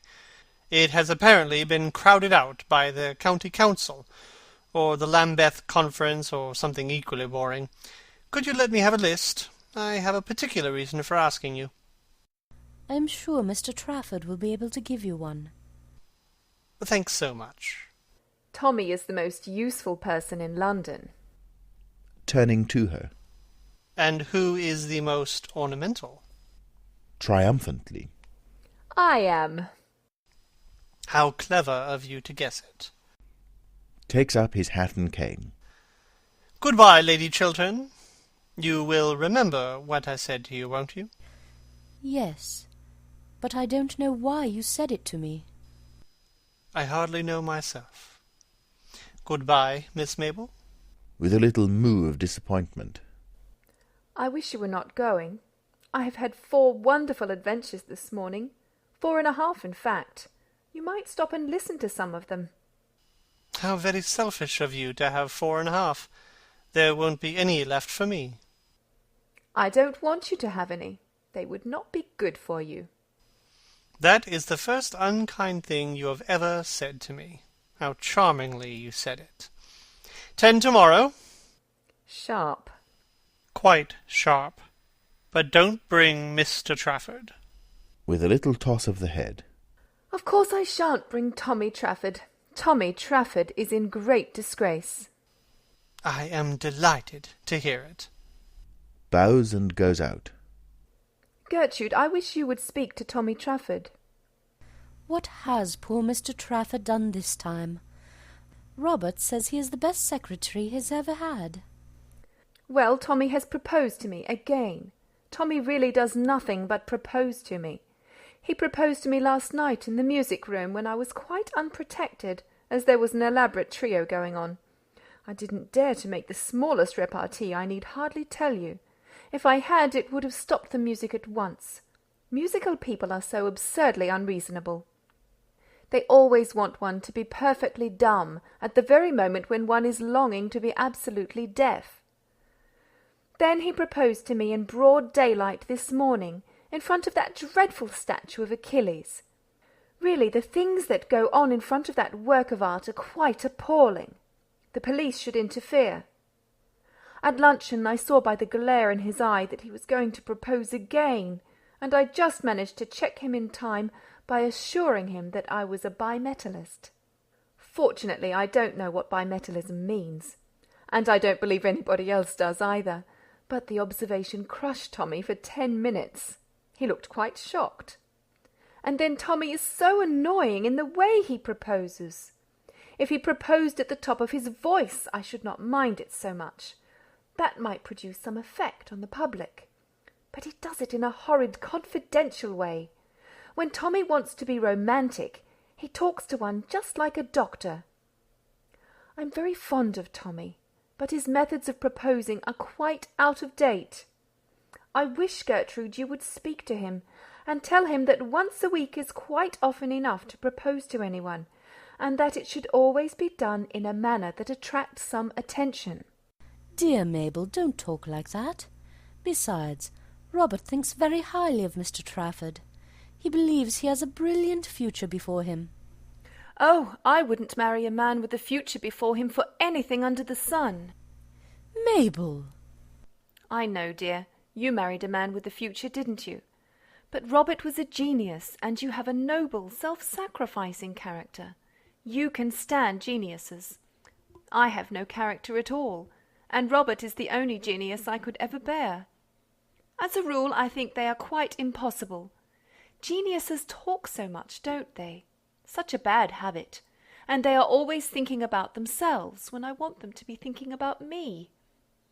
I must go round now and rehearse at Lady Basildon's. You remember we are having tableau, don't you? The triumph of something, I don't know what. I hope it will be a triumph of me. Only triumph I am really interested in at present. Kisses Lady Chiltern and goes out, then comes running back. Oh, Gertrude, do you know who is coming to see you? That dreadful Mrs. Cheveley in a most lovely gown. Did you ask her? Rising.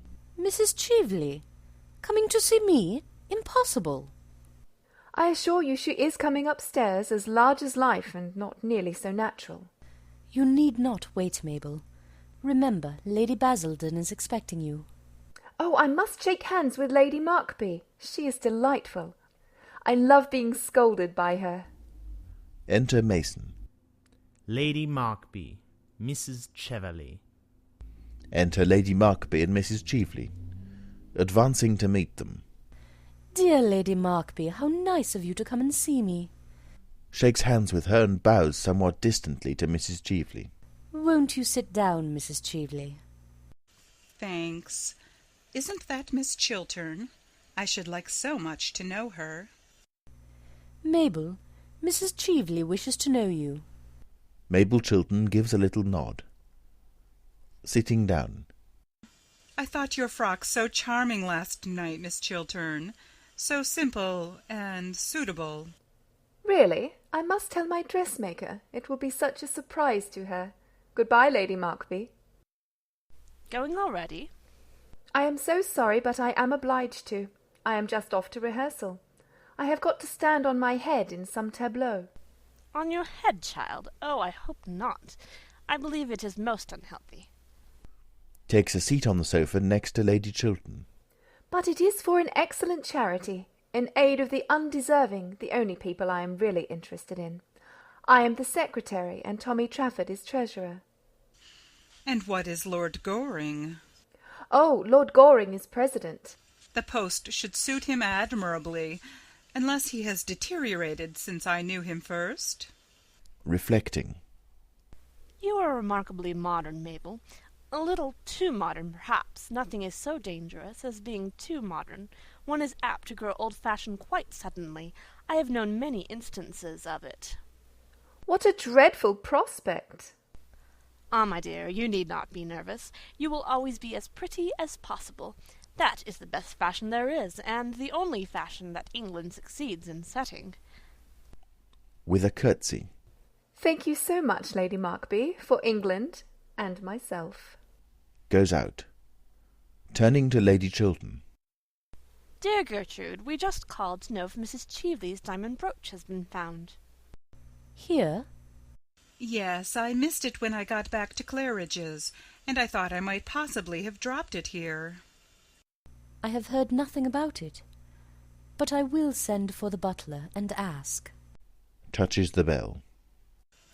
Oh, pray don't trouble, Lady Chiltern. I dare say I lost it at the opera before we came on here. Ah, yes, I suppose it must have been at the opera. The fact is, we all scramble and jostle so much nowadays that I wonder we have anything at all left on us at the end of an evening.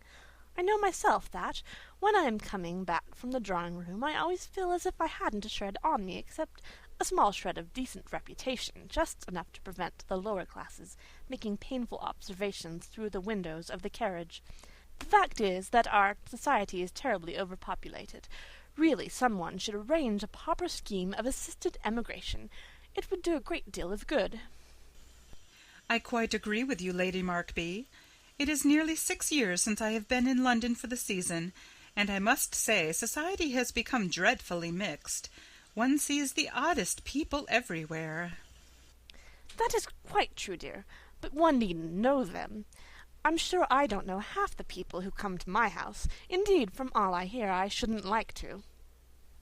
Enter Mason. What sort of a brooch was it that you lost, Mrs. Cheveley? A diamond snake brooch with a ruby. A rather large ruby. I thought you said there was a sapphire on the head, dear? Smiling. No, Lady Markby, a ruby. Nodding her head.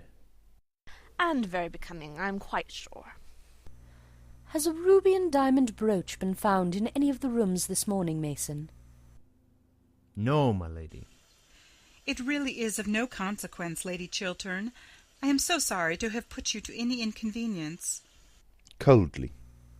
Oh, it has been no inconvenience. That will do, Mason. You can bring tea. Exit Mason. Well, I must say it is most annoying to lose anything. I remember once at Bath, years ago, losing in the pump room an exceedingly handsome cameo bracelets that Sir John had given me. I don't think he has ever given me anything since, I am sorry to say. He is sadly degenerated. Really, this horrid House of Commons quite ruins our husbands for us. I think the Lower House by far the greatest blow to a happy married life that there has been since that terrible thing called the higher education of women was invented. Ah, it is heresy to say that in this house, Lady Markby. Robert is a great champion of the higher education of women, and so, I am afraid, am I. The higher education of men is what I should like to see. Men need it so sadly. They do, dear, but I am afraid such a scheme would be quite unpracticable. I don't think man has much capacity for development. He's got as far as he can, and that is not far, is it? With regard to women, well, dear Gertrude, you belong to the younger generation, and I am quite sure it is all right if you approve of it. In my time, of course, we were taught not to understand anything. That was the old system, and wonderfully interesting it was. I assure you that the amount of things I and my poor dear sister were taught not to understand was quite extraordinary. But modern women understand everything, I am told. Except their husbands. That is the one thing the modern woman never understands. And a very good thing, too, dear, I dare say. It might break up many a happy home if they did. Not yours, I need hardly say, Gertrude. You have married a pattern husband. I wish I could say as much for myself, but since Sir John has taken to attending the debates regularly, which he never used to in the good old days, his language has become quite impossible. He always seems to think he is addressing the House, and consequently, whenever he discusses the state of the agricultural labourer, or the Welsh Church, or something quite improper of that kind, I am obliged to send all the servants out of the room. Is it not unpleasant to see one's own butler, who has been with one for 23 years, actually blushing at the sideboard, and the footmen making contortions in corners like persons in circuses? I assure you, my life will be quite ruined unless they send Sir John at once to the upper house. He won't take any interest in politics then, will he? The House of Lords is so sensible, an assembly of gentlemen. But in his present state Sir John is really a great trial. Why, this morning, before breakfast was half over, he stood up on the hearth-rug, put his hands in his pockets, and appealed to the country at the top of his voice. I left the table as soon as I had my second cup of tea, I need hardly say. But his violent language could be heard all over the house. I trust, Gertrude, that Sir Robert is not like that. But I am very much interested in politics, Lady Markby. I love to hear Robert talk about them. Well, I hope he is not as devoted to blue books as Sir John is. I don't think they can be quite improving reading, for one. Languidly. I have never read a blue book. I prefer books in yellow covers. Genially unconscious. Yellow is a gayer colour, is it not? I used to wear yellow a good deal in my early days, and would do so now if Sir John was not so painfully personal in his observations, and a man on the question of dress is always ridiculous, is he not? Oh, no. I think men are the only authorities on dress. Really? One wouldn't say so from the sort of hats they wear, would one? The butler enters, followed by the footman. Tea is set on a small table close to Lady Chiltern. May I give you some tea, Mrs. Cheveley? Thanks. The butler hands Mrs. Cheveley a cup of tea on a salver. Some tea, Lady Markby?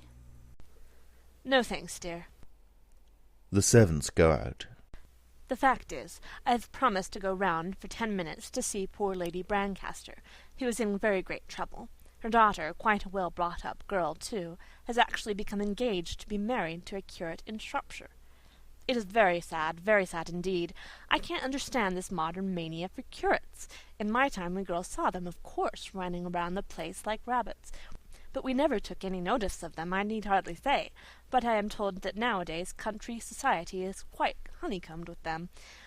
I think it most irreligious. And then the eldest son has quarrelled with his father, and it is said that when they meet at the club, Lord Brancaster always hides himself behind the money article in the Times. However, I believe it is quite a common occurrence nowadays, and that they have to take in extra copies of the Times at all the clubs in St. James's Street. There are so many sons who won't have anything to do with their fathers, and so many fathers who won't speak to their sons. I think myself it is very much to be regretted. So do I. Fathers have so much to learn from their sons nowadays. Really, dear, what? The art of living. The only fine art we have produced in modern times. Shaking her head. I am afraid Lord Brancaster knew a good deal about that, more than his poor wife ever did. Turning to Lady Chiltern. You know Lady Brancaster, don't you, dear? Just slightly. She was staying at Langton last autumn when we were there. Well, like all stout women, she looks the very picture of happiness, as no doubt you noticed. But there are many tragedies in her family besides this affair of the curate. Her own sister, Mrs. Jekyll, had a most unhappy life, through no fault of her own, I'm sorry to say. She ultimately was so broken-hearted that she went into a convent, or on to the operatic stage, I forget which. No, I think it was decorative art needlework she took up. I know she had lost all sense of pleasure in life. Rising. And now, Gertrude, if you will allow me, I shall leave Mrs. Cheveley in your charge and call back for her in a quarter of an hour. Or perhaps, dear Mrs. Cheveley, you wouldn't mind waiting in the carriage while I am with Lady Brancaster? As I intend it to be a visit of condolence, I shan't stay long. Rising. I don't mind waiting in the carriage at all, provided there is somebody to look at one. Well, I hear the curate is always prowling about the house. I am afraid I am not fond of girl friends. Rising. Oh, I hope Mrs. Cheveley will stay here a little. I should like to have a few minutes' conversation with her. How very kind of you, Lady Chiltern. Believe me, nothing would give me greater pleasure. Ah, no doubt you both have many pleasant reminiscences of your schooldays to talk over together. Goodbye, dear Gertrude. Shall I see you at Lady Bonar's tonight? She discovered a wonderful new genius. He does nothing at all, I believe. That is a great comfort, is it not? Robert and I are dining at home by ourselves tonight, and I don't think I shall go anywhere afterwards. Robert, of course, will have to be in the house, but there is nothing interesting on. Dining at home by yourselves? Is that quite prudent? Ah, I forget. Your husband is an exception. Mine is the general rule, and nothing ages a woman so rapidly as having married the general rule. Exit Lady Markby. Wonderful woman, Lady Markby, isn't she? Talks more and says less than anybody I ever met. She is made to be a public speaker, much more so than her husband, though he is a typical Englishman, always dull and usually violent. Makes no answer, but remains standing.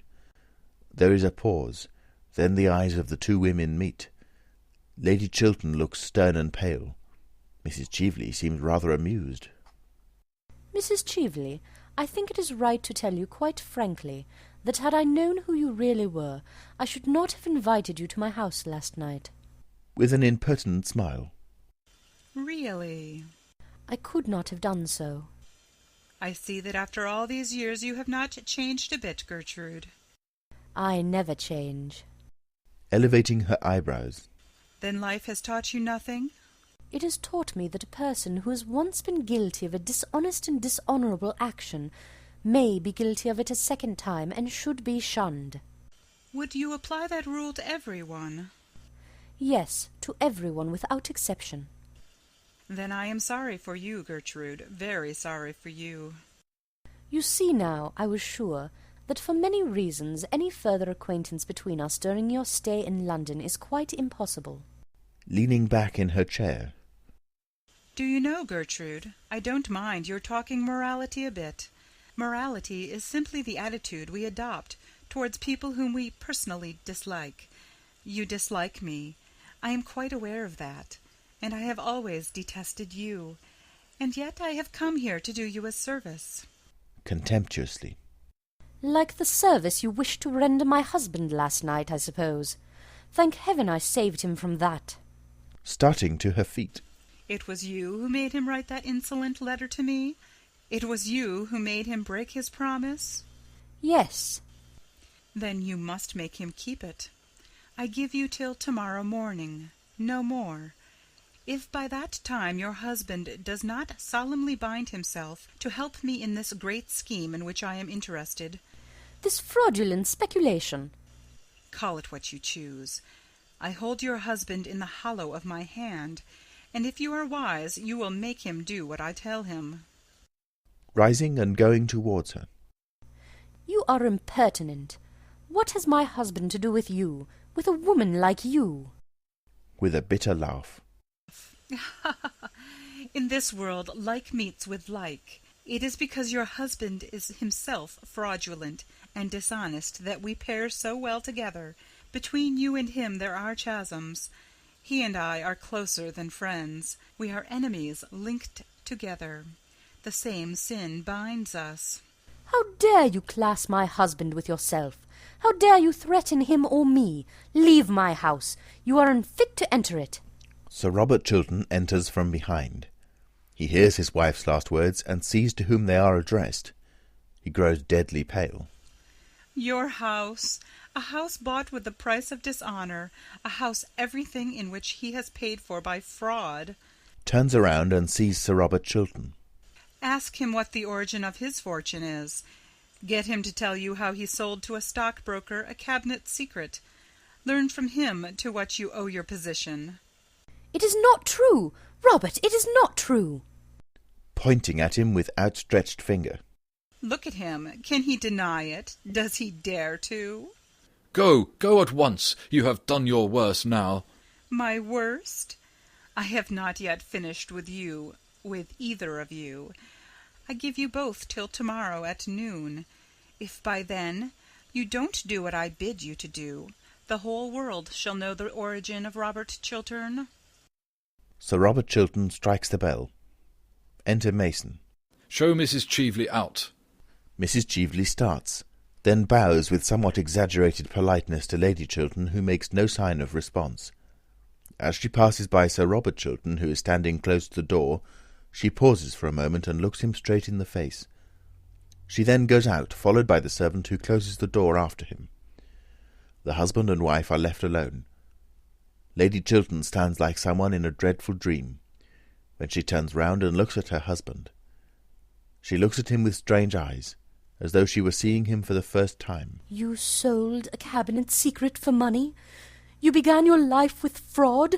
You built up your career on dishonour? Oh, tell me it's not true. Lie to me, tell me it's not true. What this woman said is quite true. But Gertrude, listen to me. You don't realize how I was tempted. Let me tell you the whole thing. Goes towards her. Don't come near me, don't touch me. I feel as if you had soiled me forever. Oh, what a mask you have been wearing all these years. A horrible painted mask. You sold yourself for money. Oh, a common thief were better. You put yourself up to sale to the highest bidder. You were bought in the market. You lied to the whole world. And yet you will not lie to me. Rushing towards her. Gertrude! Gertrude! Thrusting him back with outstretched hands. No, don't speak. Say nothing. Your voice wakes terrible memories. Memories of things that made me love you. Memories of words that made me love you. Memories that now are horrible to me. And how I worshipped you. You were to me something apart from common life. A thing pure, noble, honest, without stain. The The world seemed to me finer because you were in it, and goodness more real because you lived. And now, oh, when I think that I made of a man like you my ideal, the ideal of my life. There was your mistake. There was your error. The error all women commit. Why can't you women love us, faults and all? Why do you place us on monstrous pedestals? We have all feet of clay, women as well as men. But when we men love women, we love them knowing their weaknesses, their follies, their imperfections, love them all the more, it may be, for that reason. It is not the perfect, but the imperfect who have need of love. It is when we are wounded by our own hands, or by the hands of others, that love should come to cure us. Else what use is love at all? All sins, except a sin against itself, love should forgive. All lives, save loveless lives, true love should pardon. A man's love is like that. It is wider, larger, more human than a woman's. Women think that they are making ideals of men. What they are making of us are false idols merely. You made your false idol of me, and I had not the courage to come down, show you my wounds, tell you my weaknesses.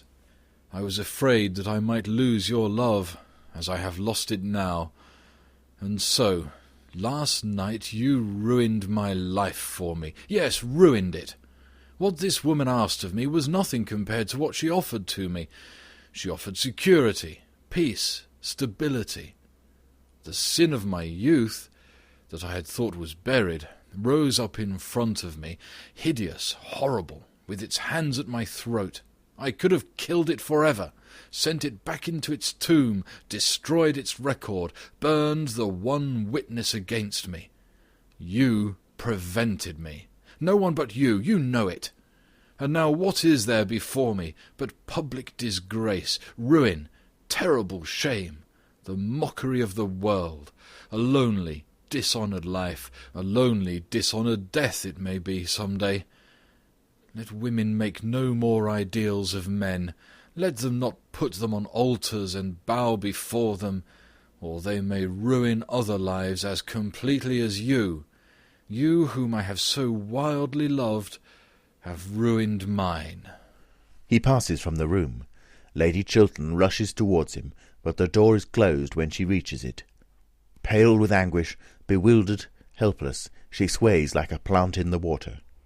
Her hands, outstretched, stem to tremble in the air like blossoms in the mind.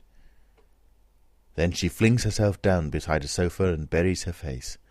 Her sobs are like the sobs of a child. End of Act 2.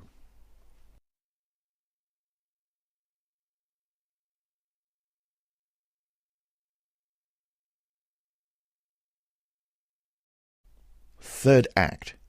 Scene: the library in Lord Goring's house.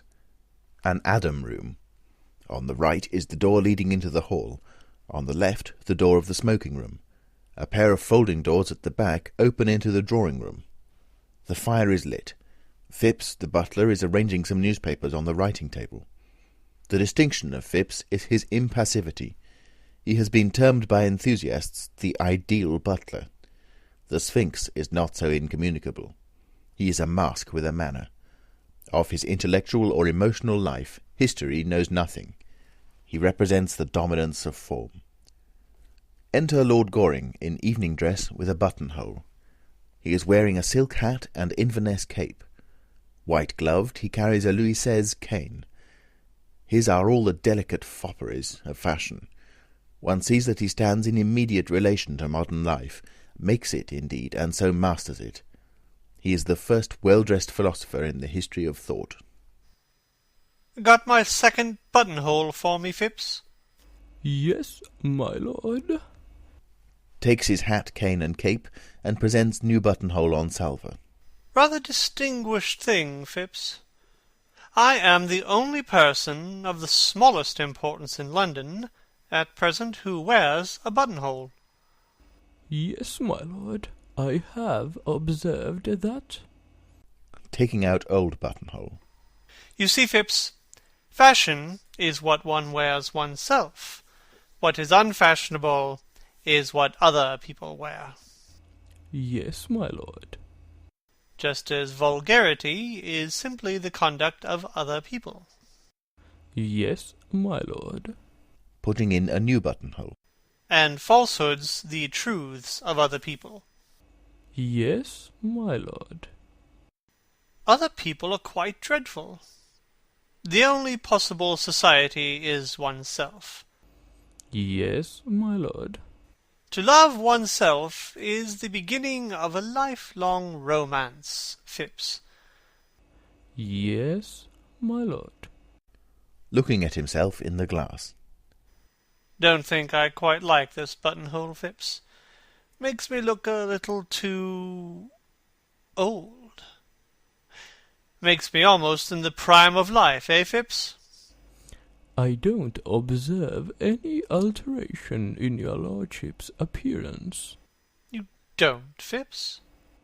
No, my lord. I am not quite sure. For the future, a more trivial buttonhole, Phipps, on Thursday evenings. I will speak to the florist, my lord. She has had a loss in her family lately, which perhaps accounts for the lack of triviality your lordship's complains of in the buttonhole. Extraordinary thing about the lower classes in England. They are always losing their relations. Yes, my lord. They are extremely fortunate in that respect. Turns round and looks at him. Phipps remains impassive. Any letters, Phipps?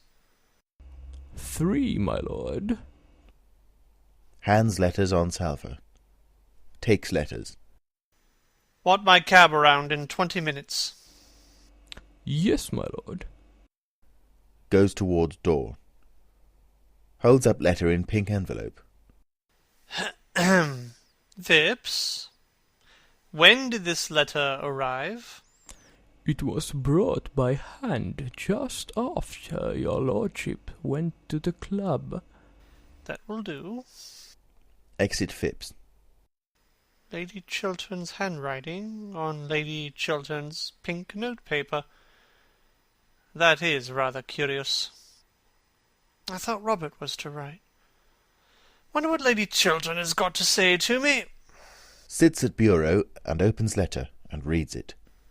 I want you, I trust you, I am coming to you, Gertrude. Puts down the letter with a puzzled look, then takes it up and reads it again slowly. I want you, I trust you, I am coming to you. So, she has found out everything. Oh, poor woman. Poor woman. Pulls out watch and looks at it. But what an hour to call. 10 o'clock.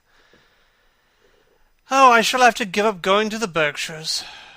However, it is always nice to be expected and not to arrive. I'm not expected at the Bachelors', so I shall certainly go there.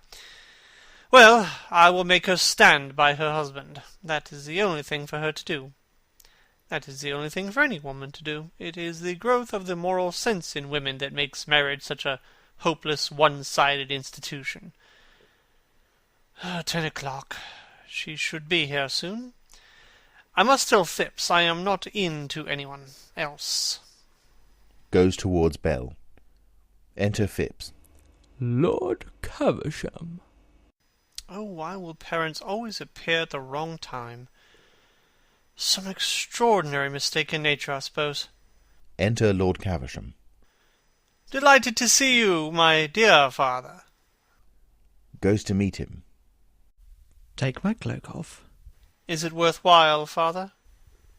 Of course it is worthwhile, sir. Which is the most comfortable chair? This one, father. It is the chair I use myself when I have visitors. Thank ye. No draught, I hope, in this room? No, father. Sitting down. Glad to hear it. Can't stand draughts. No draughts at home. Good many breezes, father. Eh? Don't understand what you mean. Want to have a serious conversation with you, sir. My dear father, at this hour? Well, sir, it is only 10 o'clock. What is your objection to the hour? I think the hour is an admirable hour. Well, the fact is, father, this is not my day for talking seriously. I am very sorry, but it is not my day. What do you mean, sir? During the season, father, I only talk seriously on the first Tuesday in every month from 4 to 7. Well, make it Tuesday, sir. Make it Tuesday. But it is after 7, father, and my doctor says I must not have any serious conversation after 7. It makes me talk in my sleep. Talk in your sleep, sir? What does that matter? You are not married. No, father, I am not married. That is what I have come to talk to you about, sir. You have got to get married, and at once. Why, when I was your age, sir, I had been an inconsolable widower for 3 months, and was already paying my addresses to your admirable mother. Damn me, sir, it is your duty to get married. You can't always be living for pleasure. Every man of position is married nowadays. Bachelors are not fashionable any more. They are a damaged lot. Too much is known about them. You must get a wife, sir. Look where your friend Robert Chiltern has got by probity, hard work, and a sensible marriage with a good woman. Why don't you imitate him, sir? Why don't you take him for your model? I think I shall, father. I wish you would, sir. Then I should be happy. At present I make your mother's life miserable on your account. You are heartless, sir, quite heartless. I hope not, father. And it is high time for you to get married. You are 34 years of age, sir. Yes, father, but I only admit to 32. 31.5 when I have a really good buttonhole. This buttonhole is not trivial enough. I tell you, you are 34, sir, and there is a draught in your room besides, which makes your conduct worse. Why did you tell me there was no draught, sir? I feel a draught, sir. I feel it distinctly. So do I, father. It is a dreadful draught. I will come and see you tomorrow, father. We can talk over anything you like. Let me help you on with your cloak, father. No, sir. I have called this evening for a definite purpose, and I am going to see it through at all costs to my health or yours. Put down my cloak, sir. Certainly, father. But let us go into another room. Rings bell. There is a dreadful draught here. Enter Phipps. Phipps, is there a good fire in the smoking room? Yes, my lord. Come in there, father. Your sneezes are quite heart-rending. Well, sir, I suppose I have a right to sneeze when I choose? Apologetically. Quite so, father. I was merely expressing sympathy. Oh, damn sympathy. There's a great deal too much of that sort of thing going on nowadays. I quite agree with you, father. If there was less sympathy in the world, there would be less trouble in the world. Goes towards the smoking room. That is a paradox, sir. I hate paradoxes. So do I, father. Everybody one meets is a paradox nowadays. It is a great bore. It makes society so obvious. Turning round and looking at his son beneath his bushy eyebrows. Do you always really understand what you say, sir? After some hesitation. Yes, father, if I listen attentively. Indignantly. If you listen attentively, conceited young puppy. Goes off grumbling into the smoking room. Phipps enters. Phipps, there is a lady coming to see me this evening on particular business. Show her into the drawing-room when she arrives, you understand? Yes, my lord. It is a matter of gravest importance, Phipps. I understand, my lord. No one else is to be admitted under any circumstances. I understand, my lord. Bell rings. That is probably the lady. I shall see her myself. Just as he is going towards the door, Lord Caversham enters from the smoking-room. Well, sir? Am I to wait attendance on you? Considerably perplexed. In a moment, father. Do excuse me. Lord Caversham goes back. Remember my instructions, Phipps. Into that room. Yes, my lord.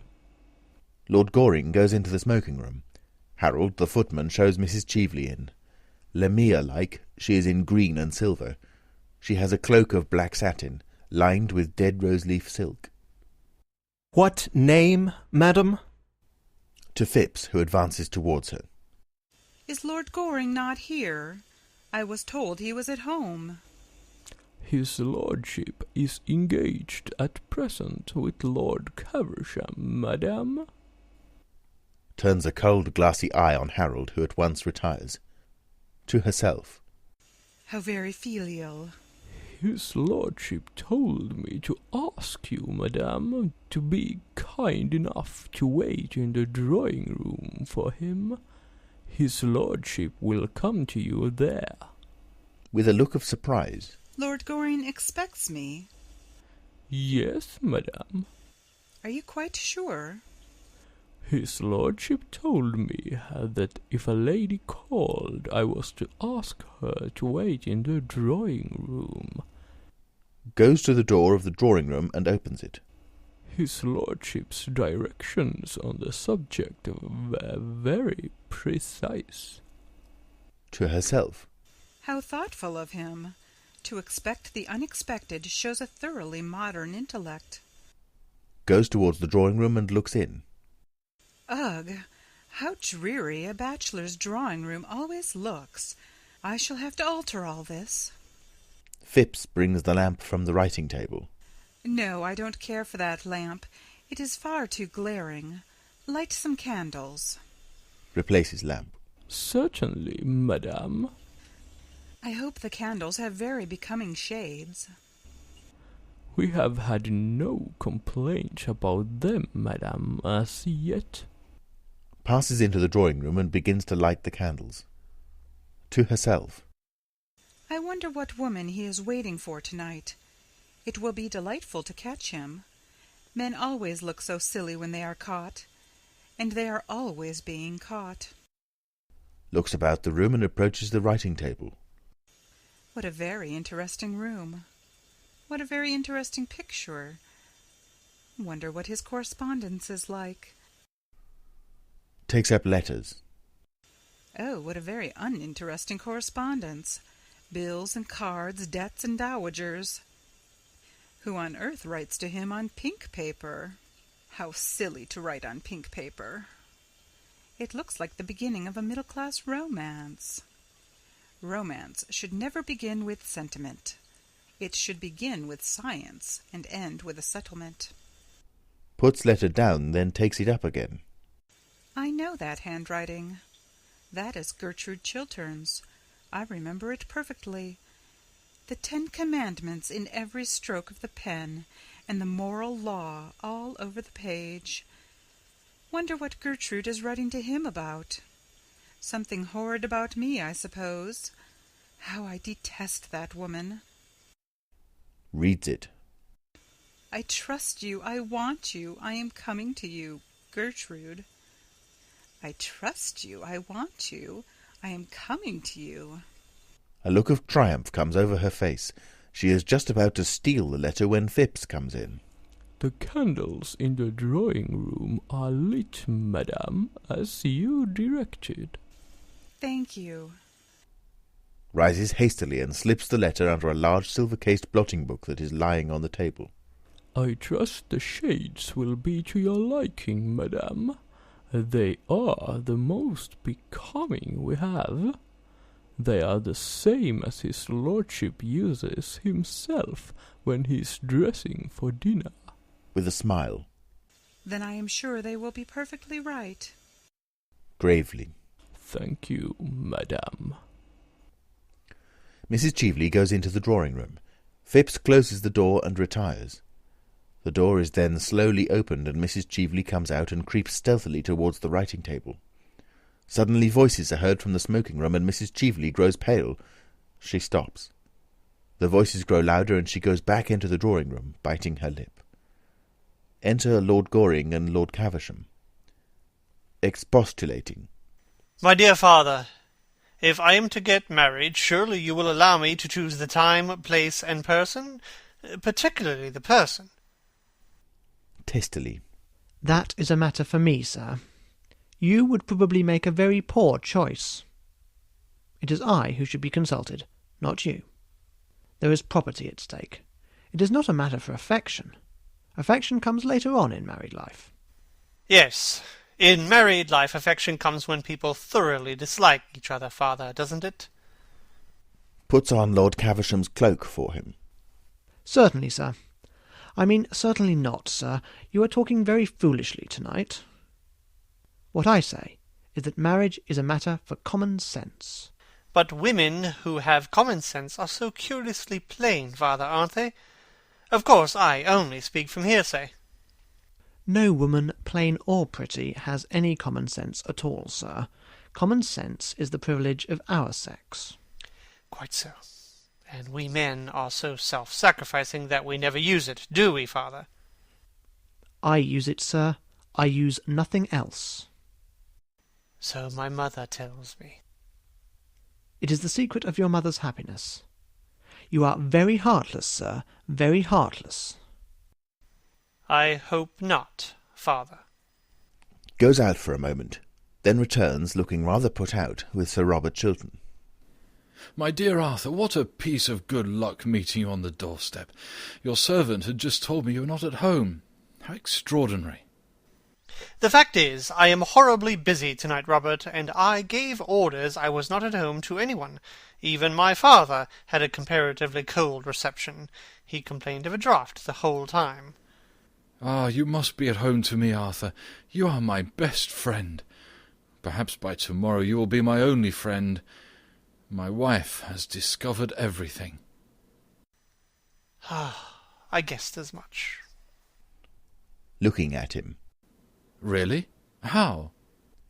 After some hesitation. Oh, merely by something in the expression of your face as you came in. Who told her? Mrs. Cheveley herself. And the woman I love knows that I began my career with an act of low dishonesty, that I built up my life upon sands of shame, that I sold like a common huckster the secret that had been entrusted to me as a man of honour. I thank heaven poor Lord Radley died without knowing that I betrayed him. I would to God I had died before I had been so horribly tempted, or had fallen so low. Burying his face in his hands. After a pause. You have heard nothing from Vienna yet, in answer to your wire? Looking up. Yes, I got a telegram from the First Secretary at 8 o'clock tonight. Well? Nothing is absolutely known against her. On the contrary, she occupies a rather high position in society. It is a sort of open secret that Baron Arnheim left her the greater portion of his immense fortune. Beyond that, I can learn nothing. She doesn't turn out to be a spy, then? Oh, spies are of no use nowadays. Their profession is over. The newspapers do their work instead. And thunderingly well they do it. Arthur, I'm parched with thirst. May I ring for something? Some hock and seltzer? Certainly. Let me. Rings the bell. Thanks. I don't know what to do, Arthur. I don't know what to do, and you are my only friend. But what a friend you are, the one friend I can trust. I can trust you absolutely, can't I? Enter Phipps. My dear Robert, of course. Oh. To Phipps. Bring some hock and seltzer. Yes, my lord. And Phipps? Yes, my lord. Will you excuse me for a moment, Robert? I want to give some directions to my servant. Certainly. When that lady calls, tell her that I am not expected home this evening. Tell her that I have been suddenly called out of town. You understand? The lady is in that room, my lord. You told me to show her into that room, my lord. You did perfectly right. Exit Phipps. What a mess I am in. No, I think I shall get through it. I'll give her a lecture through the door. Awkward thing to manage, though. Arthur, tell me what I should do. My life seems to have crumbled about me. I am a ship without a rudder in a night without a star. Robert, you love your wife, don't you? I love her more than anything in the world. I used to think ambition the great thing. It is not. Love is the great thing in the world. There is nothing but love, and I love her. But I am defamed in her eyes. I am ignoble in her eyes. There is a wide gulf between us now. She has found me out, Arthur. She has found me out.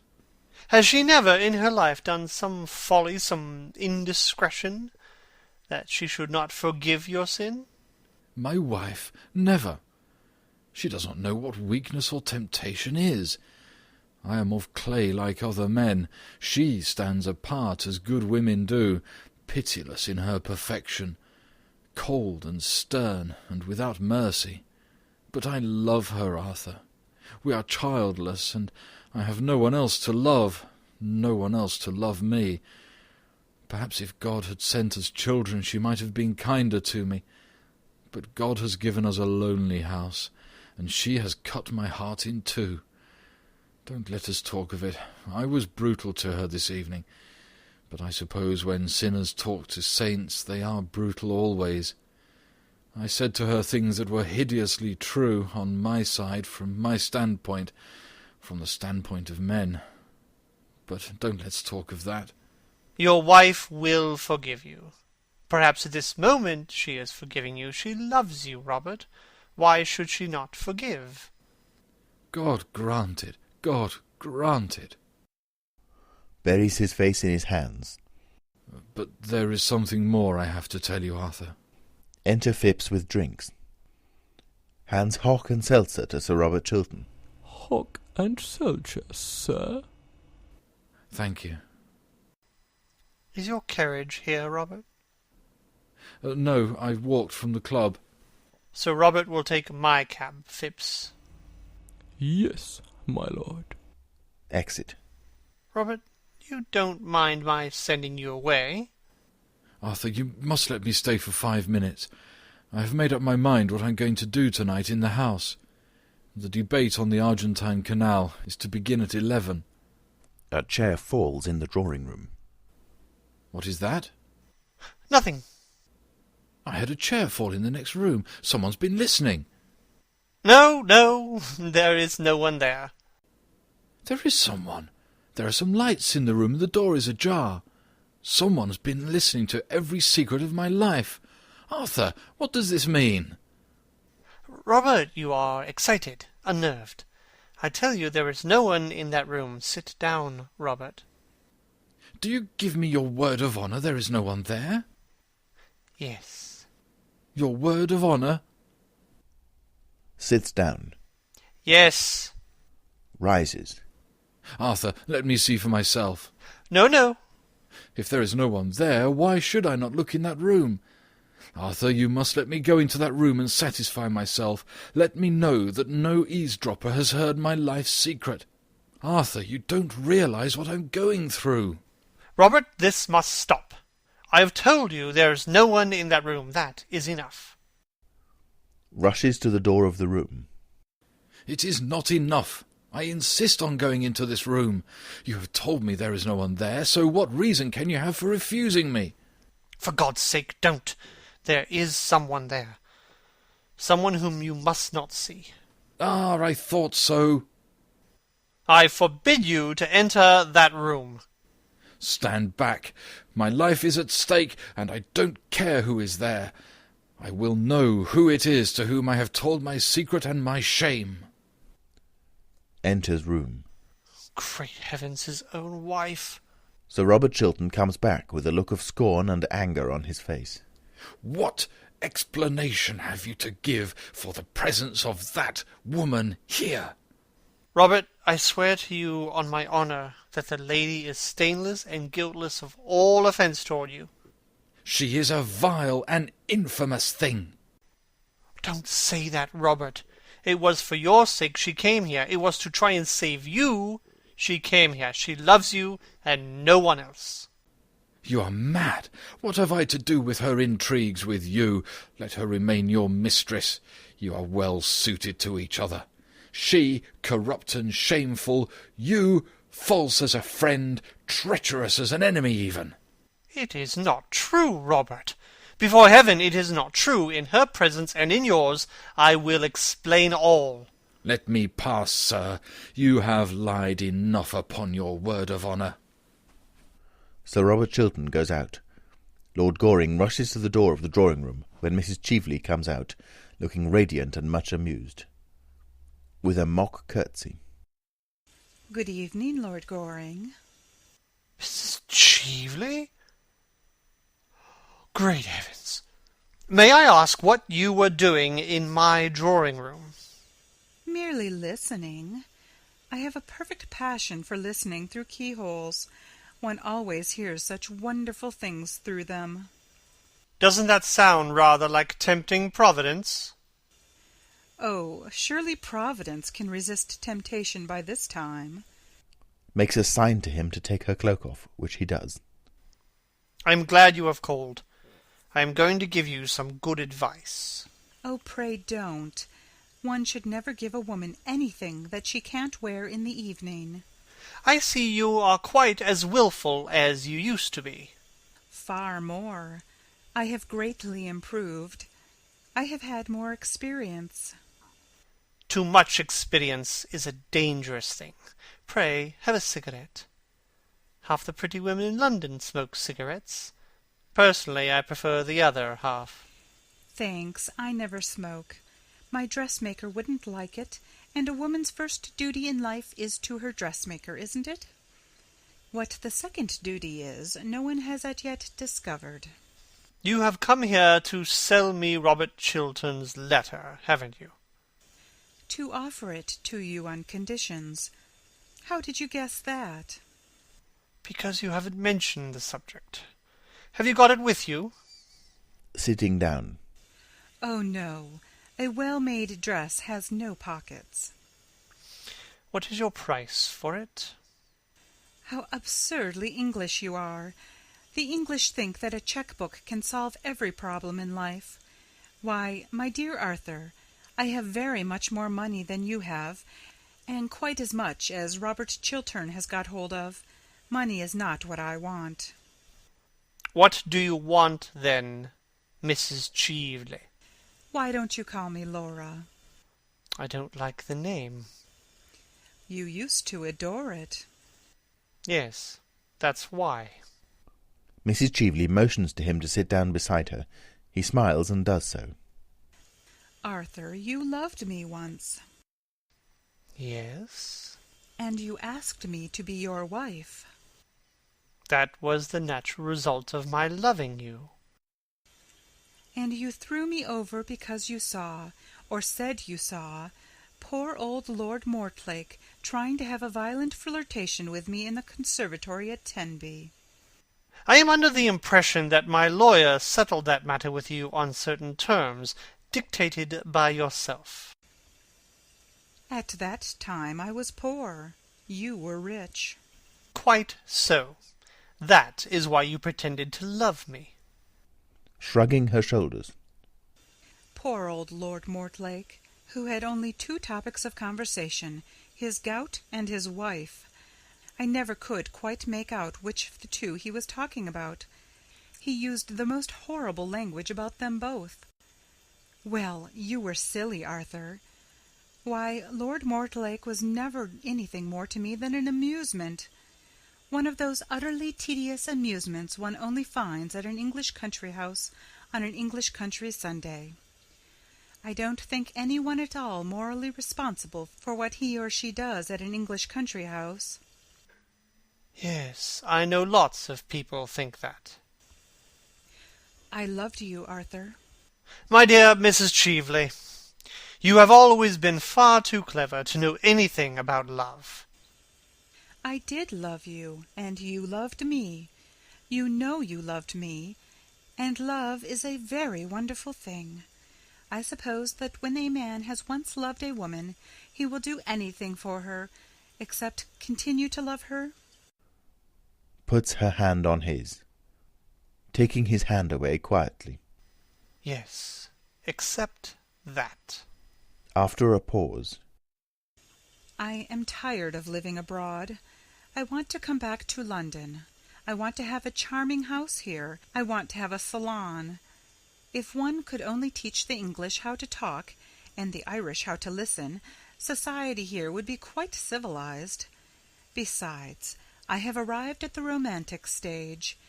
When I saw you last night at the Chilterns, I knew you were the only person I had ever cared for, if I ever have cared for anybody, Arthur. And so, on the morning of the day you marry me, I will give you Robert Chiltern's letter. That is my offer. I will give it to you now, if you promise to marry me. Now? Smiling. Tomorrow. Are you really serious? Yes, quite serious. I should make you a very bad husband. I don't mind bad husbands. I have had two. They amuse me immensely. You mean that you amused yourself immensely, don't you? What do you know about my married life? Nothing, but I can read it like a book. What book? Rising. The Book of Numbers. Do you think it is quite charming of you to be so rude to a woman in your own house? In the case of a very fascinating woman, sex is a challenge, not a defense. I suppose that is meant for a compliment. My dear Arthur, women are never disarmed by compliments. Men always are. That is the difference between the two sexes. Women are never disarmed by anything, as far as I know them. After a pause. Then you are going to allow your greatest friend, Robert Chiltern, to be ruined, rather than marry someone who really has considerable attractions left? I thought you would have risen to some great height of self-sacrifice, Arthur. I think you should. And the rest of your life you could spend in contemplating your own perfections. Oh, I do that as it is. And self-sacrifice is a thing that should be put down by law. It is so demoralizing to the people for one whom sacrifices oneself. They always go to the bad. As if anything could demoralize Robert Chiltern. You seem to forget that I know his real character. What you know about him is not his real character. It was an act of folly done in his youth. Dishonourable, I admit. Shameful, I admit. Unworthy of him, I admit. And therefore, not his true character. How you men stand up for each other. How you women war against each other. Bitterly. I only war against one woman, against Gertrude Chiltern. I hate her. I hate her now more than ever. Because you have brought a real tragedy into her life, I suppose. With a sneer. Oh, there is only one real tragedy in a woman's life. The fact that her past is always her lover, and her future invariably her husband. Lady Chiltern knows nothing of the kind of life to which you are alluding. A woman whose size in gloves is 7 3/4 never knows much about anything. You know Gertrude has always worn a 7 3/4. That is one of the reasons why there was never any moral sympathy between us. Well, Arthur, I suppose this romantic interview may be regarded as at an end. You admit it was romantic, don't you? For the privilege of being your wife, I was ready to surrender a great prize, the climax of my diplomatic career. You decline. Very well. If Sir Robert doesn't uphold my Argentine scheme, I expose him. Vois-tu? You mustn't do that. It would be vile, horrible, infamous. Shrugging her shoulders. Oh, don't use big words. They mean so little. It is a commercial transaction, that is all. There is no good mixing up sentimentality in it. I offered to sell Robert Chiltern a certain thing. If he won't pay me my price, he will have to pay the world a greater price. There is no more to be said. I must go. Good-bye. Won't you shake hands? With you? No. Your transaction with Robert Chiltern may pass as a loathsome commercial transaction of a loathsome commercial age. But you seem to have forgotten that you came here tonight to talk of love. You, whose lips desecrated the word love, you, to whom the thing is a book closely sealed, went this afternoon to the house of one of the most noble and gentle women in the world, to degrade her husband in her eyes, to try and kill her love for him, to put poison in her heart and bitterness in her life, to break her idol, and, it may be, spoil her soul. That I cannot forgive you. That was horrible. For that there can be no forgiveness. Arthur, you are unjust to me. Believe me, you are quite unjust to me. I didn't go to taunt Gertrude at all. I had no idea of doing anything of the kind when I entered. I called with Lady Markby simply to ask whether an ornament, a jewel that I lost somewhere last night, had been found at the Chilterns. If you don't believe me, you can ask Lady Markby. She will tell you it is true. The scene that occurred happened after Lady Markby had left, and was really forced on me by Gertrude's rudeness and sneers. I called, a little out of malice, if you like, but really to ask if a diamond brooch of mine had been found.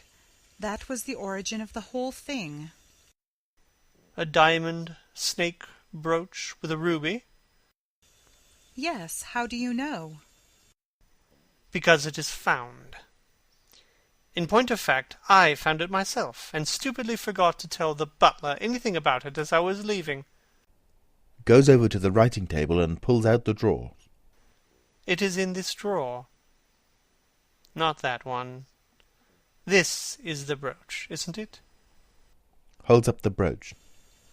Yes, I am so glad to get it back. It was a present. Won't you wear it? Certainly, if you pin it in. Lord Goring suddenly clasps it on her arm. Why do you put it on as a bracelet? I never knew it could be worn as a bracelet. Really? Holding out her handsome arm. No, but it looks very well on me as a bracelet, doesn't it? Yes, much better than when I saw it last. When did you see it last? Calmly. 10 years ago, on Lady Berkshire, from whom you stole it. Starting. What do you mean? I mean that you stole that ornament from my cousin, Mary Berkshire, to whom I gave it when she was married.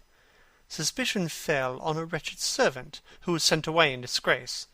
I recognized it last night. I determined to say nothing about it till I had found the thief. I have found the thief now, and I have heard her own confession. Tossing her head. It is not true. You know it is true. Why, the thief is written across your face at this very moment. I will deny the whole affair from beginning to end. I will say that I have never seen this wretched thing, that it was never in my possession. Mrs. Cheveley tries to get the bracelet off her arm, but fails. Lord Goring looks on amused. Her thin fingers tear at the jewel to no purpose. A curse breaks from her. The drawback of stealing a thing, Mrs. Cheveley, is that one never knows how wonderful the thing that one steals is. You can't get that bracelet off unless you know where the spring is. And I see you don't know where the spring is. It is rather difficult to find. You brute! You coward! She tries again to unclasp the bracelet, but fails. Oh, don't use big words. They mean so little. Again tears at the bracelet in a paroxysm of rage with inarticulate sounds, then stops and looks at Lord Goring. What are you going to do? I am going to ring for my servant.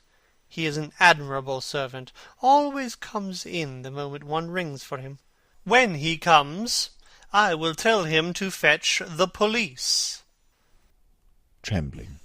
The police? What for? Tomorrow the Berkshires will prosecute you. That is what the police are for. Is now in an agony of physical terror. Her face is distorted, her mouth awry. Her mask has fallen from her. She is, for the moment, dreadful to look at. Don't do that. I will do anything you want. Anything in the world you want. Give me Robert Chiltern's letter. Stop, stop. Let me have time to think. Give me Robert Chiltern's letter. I have not got it with me. I will give it to you tomorrow. You know you are lying. Give it to me at once. Mrs. Cheveley pulls the letter out and hands it to him. She is horribly pale. This is it? In a hoarse voice. Yes. Takes the letter, examines it, sighs, and burns it with the lamp. For so well-dressed a woman, Mrs. Cheveley, you have moments of admirable common sense. I congratulate you. Catches sight of Lady Chiltern's letter, the cover of which is just showing from under the blotting book. Please get me a glass of water. Certainly. Goes to the corner of the room and pours out a glass of water. While his back is turned, Mrs. Cheveley steals Lady Chiltern's letter. When Lord Goring returns with the glass, she refuses it with a gesture. Thank you. Will you help me on with my cloak? With pleasure. Puts her cloak on. Thanks. I am never going to try to harm Robert Chiltern again. Fortunately, you have not the chance, Mrs. Cheveley. Well, if even I had the chance, I wouldn't. On the contrary, I am going to render him a great service. I am charmed to hear it. It is a reformation. Yes, I can't bear so upright a gentleman, so honourable an English gentleman, being so shamefully deceived, and so— Well? I find that somehow Gertrude Chiltern's dying speech and confession has strayed into my pocket. What do you mean? With a bitter note of triumph in her voice. I mean that I am going to send Robert Chiltern the love letter his wife wrote to you last night. Love letter? Laughing. I want you. I trust you. I am coming to you, Gertrude. Lord Goring rushes to the bureau and takes up the envelope, finds it is empty, and turns round. You wretched woman! Must you always be thieving? Give me back that letter. I'll take it from you by force. You shall not leave my room till I have got it. He rushes towards her, but Mrs. Cheveley at once puts her hand on the electric bell that is on the table. The bell sounds with shrill reverberations, and Phipps enters. After a pause. Lord Goring merely rang that you should show me out. Good night, Lord Goring. Goes out, followed by Phipps. Her face is illuminated with evil triumph. There is joy in her eyes. Youth seems to have come back to her. Her last glance is like a swift arrow. Lord Goring bites his lip and lights his cigarette. End of Act 3.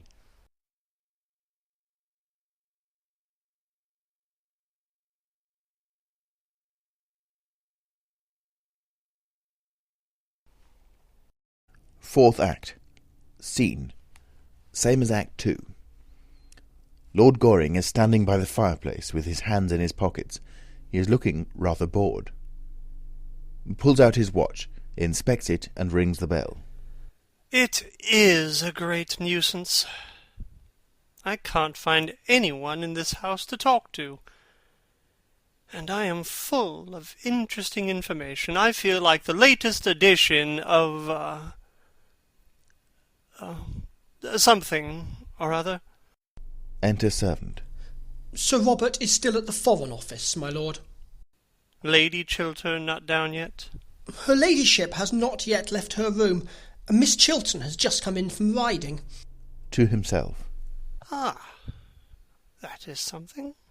Lord Caversham has been waiting some time in the library for Sir Robert. I told him your lordship was here. Thank you. Would you kindly tell him I've gone? Bowing. I shall do so, my lord. Exit servant. Really, I don't want to meet my father 3 days running. It is a great deal too much excitement for any son. I hope to goodness he won't come up. Fathers should neither be seen nor heard. That is the only proper basin for family life. Mothers are different. Mothers are darlings. Throws himself down into a chair, picks up a paper and begins to read it. Enter Lord Caversham. Well, sir, what are you doing here? Wasting your time as usual, I suppose? Throws down paper and rises. My dear father, when one pays a visit, it is for the purpose of wasting other people's time, not one's own.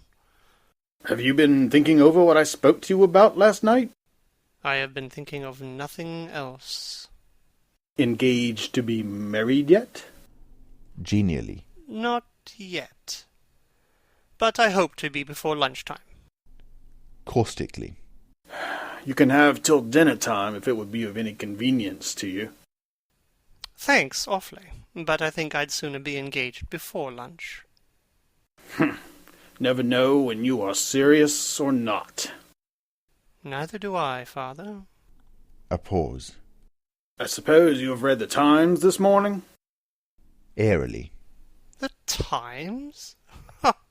Certainly not. I only read the Morning Post. All that one should know about modern life is where the duchesses are. Anything else is quite demoralizing. Do you mean to say you have not read the Times' leading article on Robert Chiltern's career? Good heavens, no. What does it say? What should it say, sir? Everything complimentary, of course. Chiltern's speech last night on this Argentine canal scheme was one of the finest pieces of oratory ever delivered in the House since Canning. Ah, never heard of Canning. Never wanted to, and did Chiltern uphold the scheme? Uphold it, sir? How little you know him. Why, he denounced it roundly, and the whole system of modern political finance. This speech is the turning point in his career, as the Times points out. You should read this article, sir. Opens the Times. Sir Robert Chiltern, most rising of our young statesmen, brilliant orator, unblemished career, well-known integrity of character, represents what is best in English public life, noble contrast to the lax morality among foreign politicians. They will never say that of you, sir. I sincerely hope not, father. However, I am delighted at what you tell me about Robert. Thoroughly delighted. It shows he has got pluck. He has got more than pluck, sir. He has got genius. Ah, I prefer pluck. It is not so common nowadays as genius is. I wish you would go into Parliament.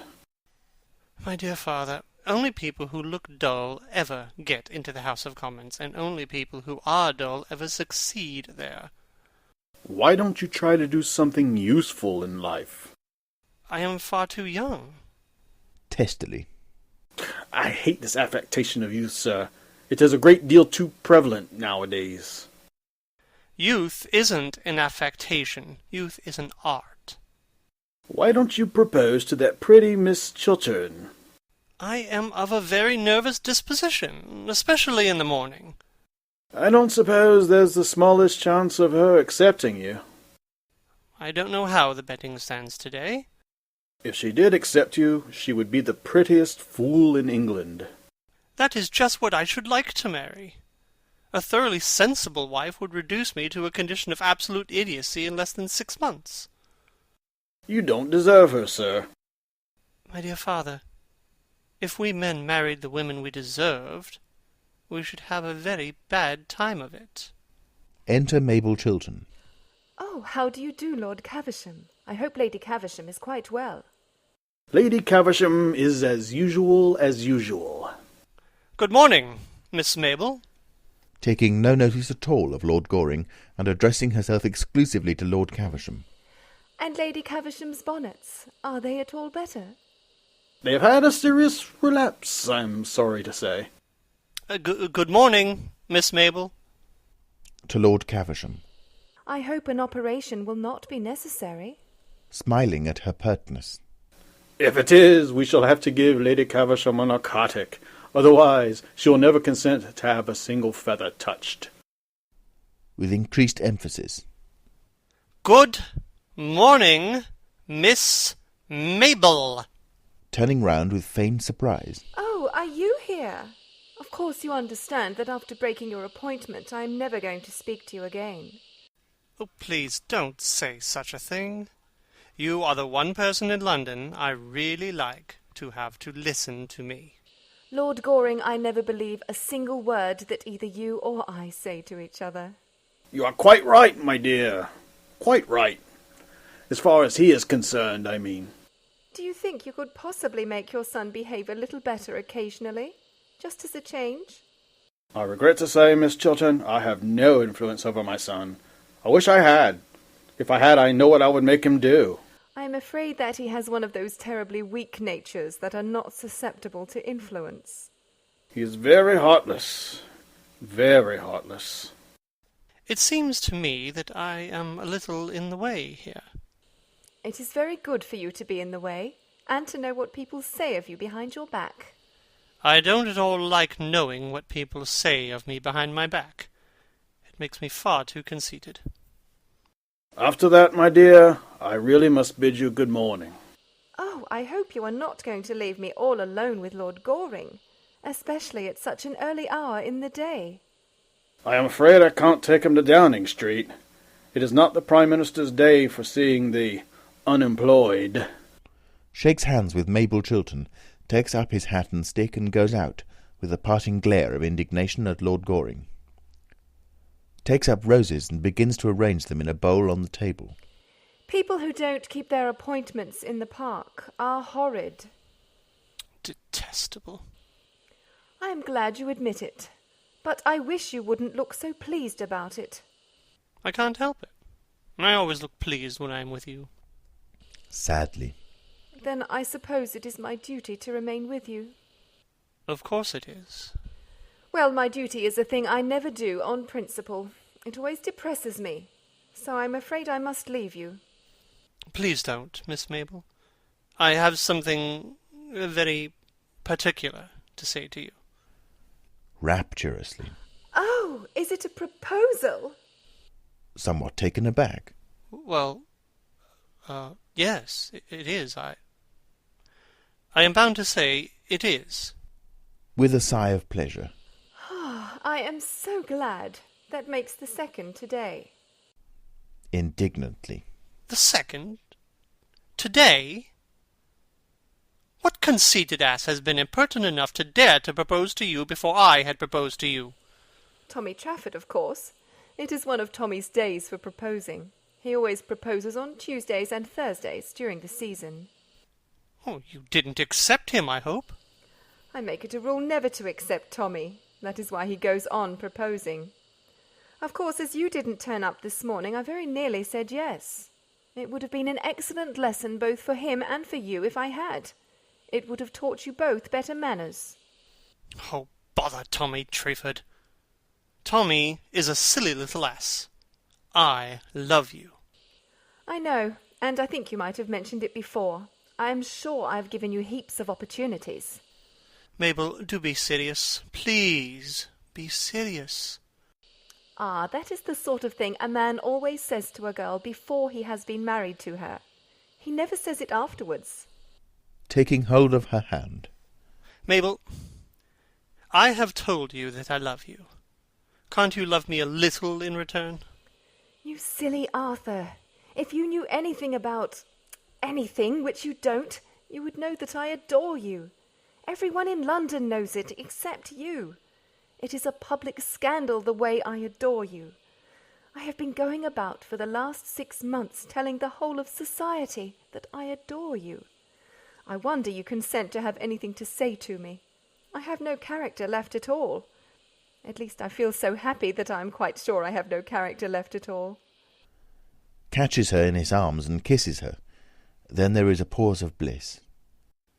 Dear, do you know, I was awfully afraid of being refused. Looking up at him. But you never have been refused yet by anybody, have you, Arthur? I can't imagine anyone refusing you. After kissing her again. Of course I'm not nearly good enough for you, Mabel. Nestling close to him. I am so glad, darling. I was afraid you were. After some hesitation. And I'm a little over 30. Dear, you look weeks younger than that. Enthusiastically. How sweet of you to say so. And it is only fair to tell you frankly that I am fearfully extravagant. But so am I, Arthur, so we're sure to agree. And now I must go and see Gertrude. Must you really? Kisses her. Yes. Then do tell her I want to talk to her particularly. I have been waiting here all the morning to see either her or Robert. Do you mean to say you didn't come here expressly to propose to me? Triumphantly. No, that was a flash of genius. Your first? With determination. My last. I am delighted to hear it. Now, don't stir. I'll be back in 5 minutes. And don't fall into any temptations while I am away. Dear Mabel, while you are away, there are none. It makes me horribly dependent on you. Enter Lady Chiltern. Good morning, dear. How pretty you are looking. How pale you are looking, Gertrude. It is most becoming. Good morning, Lord Goring. Bowing. Good morning, Lady Chiltern. Aside to Lord Goring. I shall be in the conservatory, under the second palm tree on the left. Second on the left. With a look of mock surprise. Yes, the usual palm tree. Blows a kiss to him unobserved by Lady Chiltern and goes out. Lady Chiltern, I have a certain amount of very good news to tell you. Mrs. Cheveley gave me up Robert's letter last night, and I burned it. Robert is safe. Sinking on the sofa. Safe? Oh, I am so glad of that. What a good friend you are to him. To us. There is only one person now that could be said to be of any danger. Who is that? Sitting down beside her. Yourself. I? In danger? What do you mean? Danger is too great a word. It is a word I should not have used. But I admit I have something to tell you that may distress you. That terribly distresses me. Yesterday evening you wrote me a very beautiful, womanly letter, asking me for my help. You wrote to me as one of your oldest friends, one of your husband's oldest friends. Mrs. Cheveley stole that letter from my rooms. Well, what use is it to her? Why should she not have it? Rising. Lady Chiltern, I will be quite frank with you. Mrs. Cheveley puts a certain construction on that letter, and proposes to send it to your husband. But what construction could she put on it? Oh, not that, not that. If I, in trouble, and wanting your help, trusting you, propose to come to you, that you may advise me, assist me. Oh, are there women so horrible as that? And she proposes to send it to my husband? Tell me what happened. Tell me all that happened. Mrs. Cheveley was concealed in a room adjoining my library, without my knowledge. I thought that the person who was waiting in that room to see me was yourself. Robert came in unexpectedly. A chair or something fell over in the room. He forced his way in, and he discovered her. We had a terrible scene. I still thought it was you. He left me in anger. At the end of everything, Mrs. Cheveley got possession of your letter. She stole it. When or how, I don't know. At what hour did this happen? At 10:30. And now I propose that we tell Robert the whole thing at once. Looking at him with amazement that is almost terror. You want me to tell Robert that the woman you expected was not Mrs. Cheveley, but myself? That it was I whom you thought was concealed in a room in your house at 10:30 at night? You want me to tell him that? I think it is better that he should know the exact truth. Rising. Oh, I couldn't! I couldn't! May I do it? No! Gravely. You are wrong, Lady Chiltern. No, the letter must be intercepted. That is all. But how can I do it? Letters arrive for him every moment of the day. His secretaries open them and hand them to him. I dare not ask the servants to bring me his letters. It would be impossible. Oh, why don't you tell me what to do?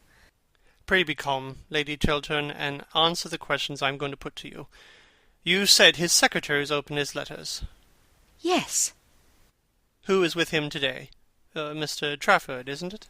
No, Mr. Montford, I think. You can trust him? With a gesture of despair. Oh, how do I know? He would do what you asked him, wouldn't he? I think so. Your letter was on pink paper. He could recognize it without reading it, couldn't he, by the colour? I suppose so. Is he in the house now? Yes. Then I will go and see him myself, and tell him that a certain letter written on pink paper is to be forwarded to Robert today, and that at all costs it must not reach him. Goes to the door and opens it. Oh! Robert is coming upstairs with the letter in his hand. It has reached him already. With a cry of pain. Oh! You have saved his life! What have you done with mine? Enter Sir Robert Chiltern. He has the letter in his hand and is reading it. He comes towards his wife, not noticing Lord Goring's presence. I want you, I trust you, I am coming to you, Gertrude. Oh, my love, is this true? Do you indeed trust me and want me? If so, it was for me to come to you, not for you to write of coming to me. This letter of yours, Gertrude, makes me feel that nothing that the world may do can hurt me now. You want me, Gertrude? Lord Goring, unseen by Sir Robert Chiltern, makes an imploring sign to Lady Chiltern to accept the situation and Sir Robert's error. Yes. You trust me, Gertrude? Yes. Ah, why did you not add that you loved me? Taking his hand. Because I love you. Lord Goring passes into the conservatory. Kisses her. Gertrude, you don't know what I feel. When Montford passed me your letter across the table, he had opened it by mistake, I suppose, without looking at the handwriting on the envelope, and I read it. Oh, I did not care what disgrace or punishment was in store for me. I only thought that you loved me still. There is no disgrace in store for you, nor any public shame. Mrs. Cheveley has handed over to Lord Goring the document that was in her possession, and he has destroyed it. Are you sure of this, Gertrude? Yes, Lord Goring has just told me. Then I am safe. Oh, what a wonderful thing to be safe. For 2 days I've been in terror. I am safe now. How did Arthur destroy my letter? Tell me. He burned it. I wish I had seen that one sin of my youth burning to ashes. How many men there are in modern life who would like to see their past burning to white ashes before them. Is Arthur still here? Yes. He is in the conservatory. I'm so glad now I made that speech last night in the house. So glad. I made it thinking that public disgrace might be the result, but it has not been so. Public honour has been the result. I think so. I fear so almost. For although I am safe from detection, although every proof against me is destroyed, I suppose, Gertrude, I suppose I should retire from public life. He looks anxiously at his wife. Eagerly. Oh, yes, Robert, you should do that. It is your duty to do that. It is much to surrender. No, it will be much to gain. Sir Robert Chiltern walks up and down the room with a troubled expression, then comes over to his wife and puts his hand on her shoulder. And you would be happy living somewhere alone with me? Abroad, perhaps? Or in the country, away from London, away from public life? You would have no regrets? Oh, none, Robert. Sadly. And your ambition for me? You used to be so ambitious for me. Oh, my ambition! I have none now, but that we two may love each other. It was your ambition that led you astray. Let us not talk about ambition. Lord Goring returns from the conservatory looking very pleased with himself, and with an entirely new buttonhole that someone has made for him. Going towards him. Arthur, I have to thank you for what you have done for me. I don't know how I can repay you. Shakes hands with him. My dear fellow, I'll tell you at once. At the present moment, under the usual palm tree, in the conservatory... Enter Mason. Lord Caversham. That admirable father of mine really makes a habit of turning up at the wrong moment. It is very heartless of him, very heartless indeed. Enter Lord Caversham. Mason goes out. Good morning, Lady Chiltern. Warmest congratulations to you, Chiltern, on your brilliant speech last night. I have just left the Prime Minister, and you are to have the vacant seat in the Cabinet. With a look of joy and triumph. A seat in the Cabinet? Yes. Here is the Prime Minister's letter. Hands letter. Takes letter and reads it. A seat in the Cabinet? Certainly, and you well deserve it too. You have got what we want so much in political life nowadays. High character, high moral tone, high principles. To Lord Goring. Everything that you have not got, sir, and never will have.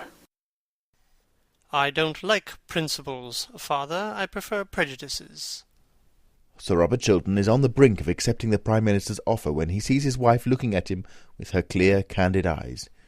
He then realises that it is impossible. I cannot accept this offer, Lord Caversham. I have made up my mind to decline it. Decline it, sir? My intention is to retire at once from public life. Angrily. Decline a seat in the Cabinet and retire from public life? I've never heard such damned nonsense in the whole course of my existence. I beg your pardon, Lady Chiltern. Chiltern, I beg your pardon. To Lord Goring. Don't grin like that, sir. No, father.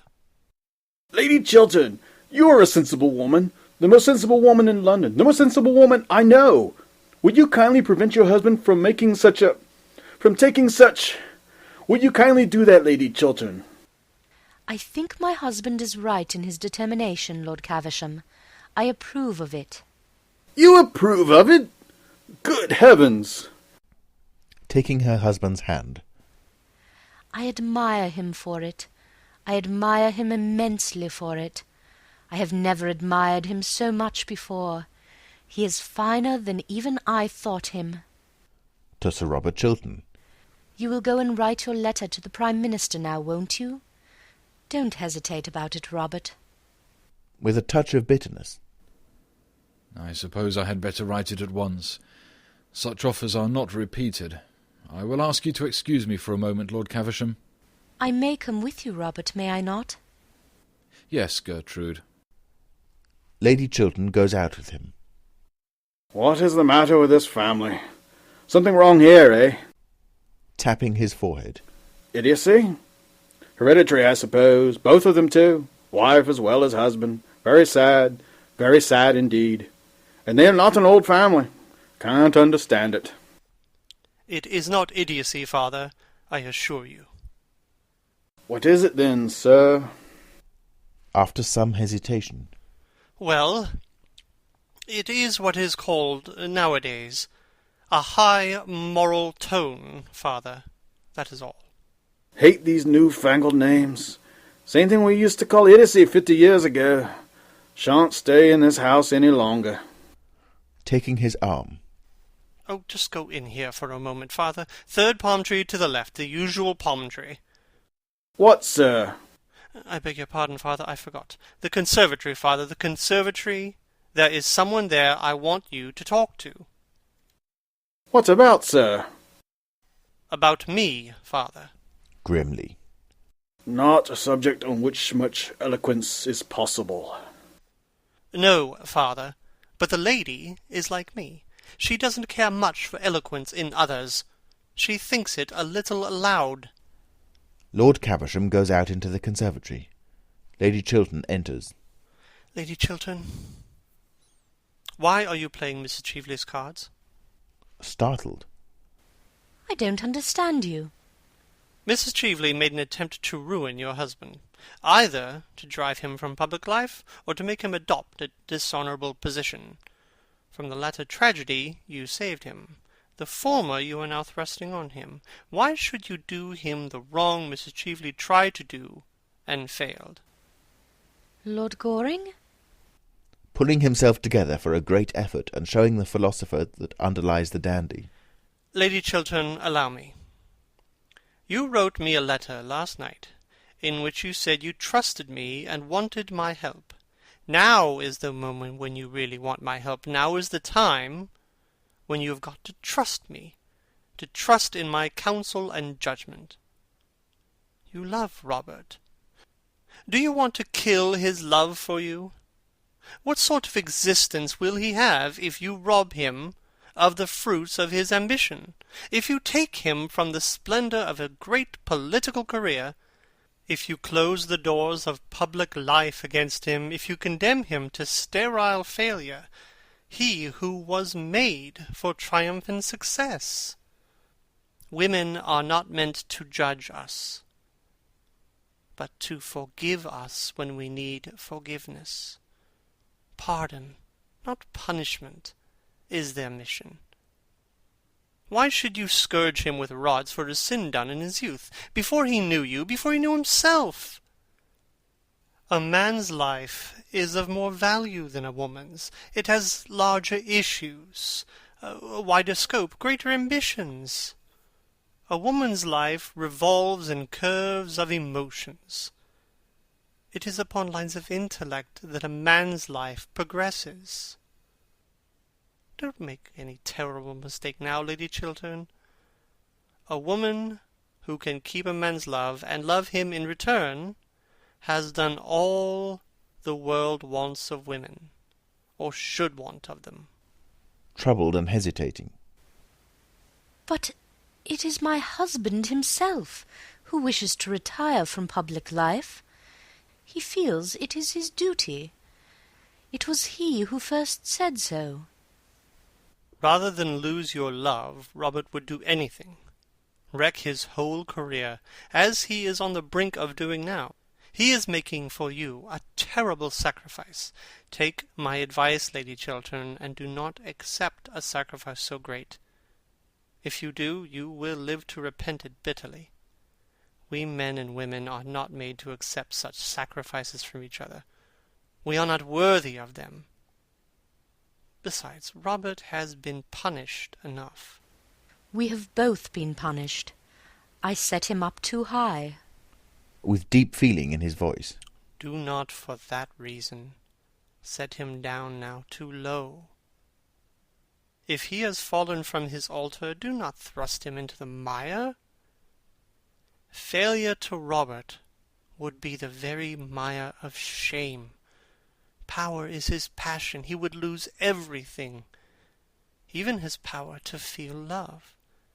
Your husband's life is at this moment in your hands. Your husband's love is in your hands. Don't mar both for him. Enter Sir Robert Chiltern. Gertrude, here is the draft of my letter. Shall I read it to you? Let me see it. Sir Robert hands her the letter. She reads it, and then, with a gesture of passion, tears it up. What are you doing? A man's life is of more value than a woman's. It has larger issues, wider scope, greater ambitions. Our lives revolve in curves of emotion. It is upon lines of intellect that a man's life progresses. I have just learnt this, and much else with it, from Lord Goring. And I will not spoil your life for you, nor see you spoil it as a sacrifice to me, a useless sacrifice. Gertrude, Gertrude! You can forget. Men easily forget, and I forgive. That is how women help the world. I see that now. Deeply overcome by emotion, embraces her. My wife, my wife. To Lord Goring. Arthur, it seems that I am always to be in your debt. Oh dear no, Robert. Your debt is to Lady Chiltern, not to me. I owe you much. And now tell me, what were you going to ask me just now as Lord Caversham came in? Robert, you are your sister's guardian, and I want your consent to my marriage with her. That is all. Oh, I am so glad. I am so glad. Shakes hands with Lord Goring. Thank you, Lady Chiltern. With a troubled look. My sister to be your wife? Yes. Speaking with great firmness. Arthur, I am very sorry, but the thing is quite out of the question. I have to think of Mabel's future happiness, and I don't think her happiness would be safe in your hands. And I cannot have her sacrificed. Sacrificed? Yes, utterly sacrificed. Loveless marriages are horrible, but there is one thing worse than an absolutely loveless marriage. A marriage in which there is love, but on one side only, faith, but on one side only, devotion, but on one side only, and in which of the two hearts one is sure to be broken. But I love Mabel. No other woman has any place in my life. Robert, if they love each other, why should they not be married? Arthur cannot bring Mabel the love that she deserves. What reason have you for saying that? After a pause. Do you really require me to tell you? Certainly I do. As you choose. When I called on you yesterday evening, I found Mrs. Cheveley concealed in your rooms. It was between 10 and 11 o'clock at night. I do not wish to say anything more. Your relations with Mrs. Cheveley have, as I said to you last night, nothing whatsoever to do with me. I know you were engaged to be married to her once. The fascination she exercised over you then seems to have returned. You spoke to me last night of her as of a woman pure and stainless, a woman whom you respected and honoured. That may be so, but I cannot give my sister's life into your hands. It would be wrong of me. It would be unjust, infamously unjust to her. I have nothing more to say. Robert, it was not Mrs. Cheveley whom Lord Goring expected last night. Not Mrs. Cheveley? Who was it then? Lady Chiltern. It was your own wife. Robert, yesterday afternoon Lord Goring told me that if ever I was in trouble I could come to him for help, as he was our oldest and best friend. Later on, after that terrible scene in this room, I wrote to him telling him that I trusted him, that I had need of him, that I was coming to him for help and advice. Sir Robert Chiltern takes the letter out of his pocket. Yes, that letter. I didn't go to Lord Goring's after all. I felt that it is from ourselves alone that help can come. Pride made me think that. Mrs. Cheveley went. She stole my letter and sent it anonymously to you this morning, that you should think. Oh, Robert, I cannot tell you what she wished you to think. What? Had I fallen so low in your eyes that you thought that even for a moment I could have doubted your goodness? Gertrude, Gertrude, you are to me the white image of all good things, and sin can never touch you. Arthur, you can go to Mabel, and you have my best wishes. Oh, stop for a moment. There is no name at the beginning of this letter. The brilliant Mrs. Cheveley does not seem to have noticed that. There should be a name. Let me write yours. It is you I trust and need, you and none else. Well, really, Lady Chiltern, I think I should have back my own letter. Smiling. No, you shall have Mabel. Takes the letter and writes her husband's name on it. Well, I hope she hasn't changed her mind. It's nearly 20 minutes since I saw her last. Enter Mabel Chiltern and Lord Caversham. Lord Goring, I think your father's conversation much more improving than yours. I am only going to talk to Lord Caversham in the future, and always under the usual palm tree. Darling. Kisses her. Considerably taken aback. What does this mean, sir? You don't mean to say that this charming, clever young lady has been so foolish as to accept you? Certainly, father. And Chiltern's been wise enough to accept the seat in the cabinet. I am very glad to hear that, Chiltern. I congratulate you, sir. If this country doesn't go to the dogs or the radicals, we shall have you as Prime Minister some day. Enter Mason. Luncheon is on the table, m'lady. Mason goes out. You'll stop to luncheon, Lord Caversham, won't you? With pleasure. And I'll drive you down to Downing Street afterwards, Chiltern. You have a great future before you. A great future. Wish I could say the same for you, sir. To Lord Goring. But your career will have to be entirely domestic. Yes, father. I prefer it domestic. And if you don't make this young lady an ideal husband, I'll cut you off with a shilling. An ideal husband? Oh, I don't think I should like that. It sounds like something in the next world. What do you want him to be, then, dear? He can be what he chooses. All I want is to be, a real wife to him. Upon my word, there is a good deal of common sense in that, Lady Chiltern. They all go out except Sir Robert Chiltern. He sinks in a chair, wrapped in thought. After a little time, Lady Chiltern returns the look for him. Leaning over the back of the chair. Aren't you coming in, Robert? Taking her hand. Gertrude, is it love you feel for me, or is it pity merely? Kisses him. It is love, Robert. Love and only love. For both of us a new life is beginning. Curtain. End of Act 4. End of An Ideal Husband by Oscar Wilde.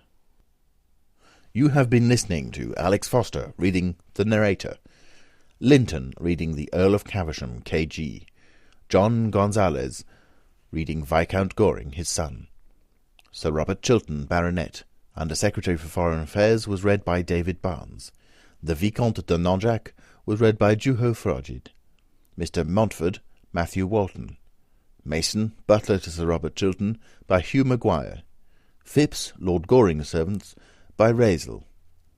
James, the footman, by Chris GoringeHarold, the footman, by Zachary Brewster-GeiszLady Chiltern, by Kristin HughesLady Markby, by Heather Bennet. The Countess of Basildon, by Gemma Blythe. Mrs. Marchmont, by Ezwa. Mrs. Mabel Chiltern, Sir Robert Chiltern's sister, by Anita Roy Dobbs. Mrs. Cheveley, Betsy Bush. The editor was Paula Berenstein. This has been a LibriVox production and is in the public domain. For more information or to volunteer yourself, please see LibriVox.org. An Ideal Husband by Oscar Wilde.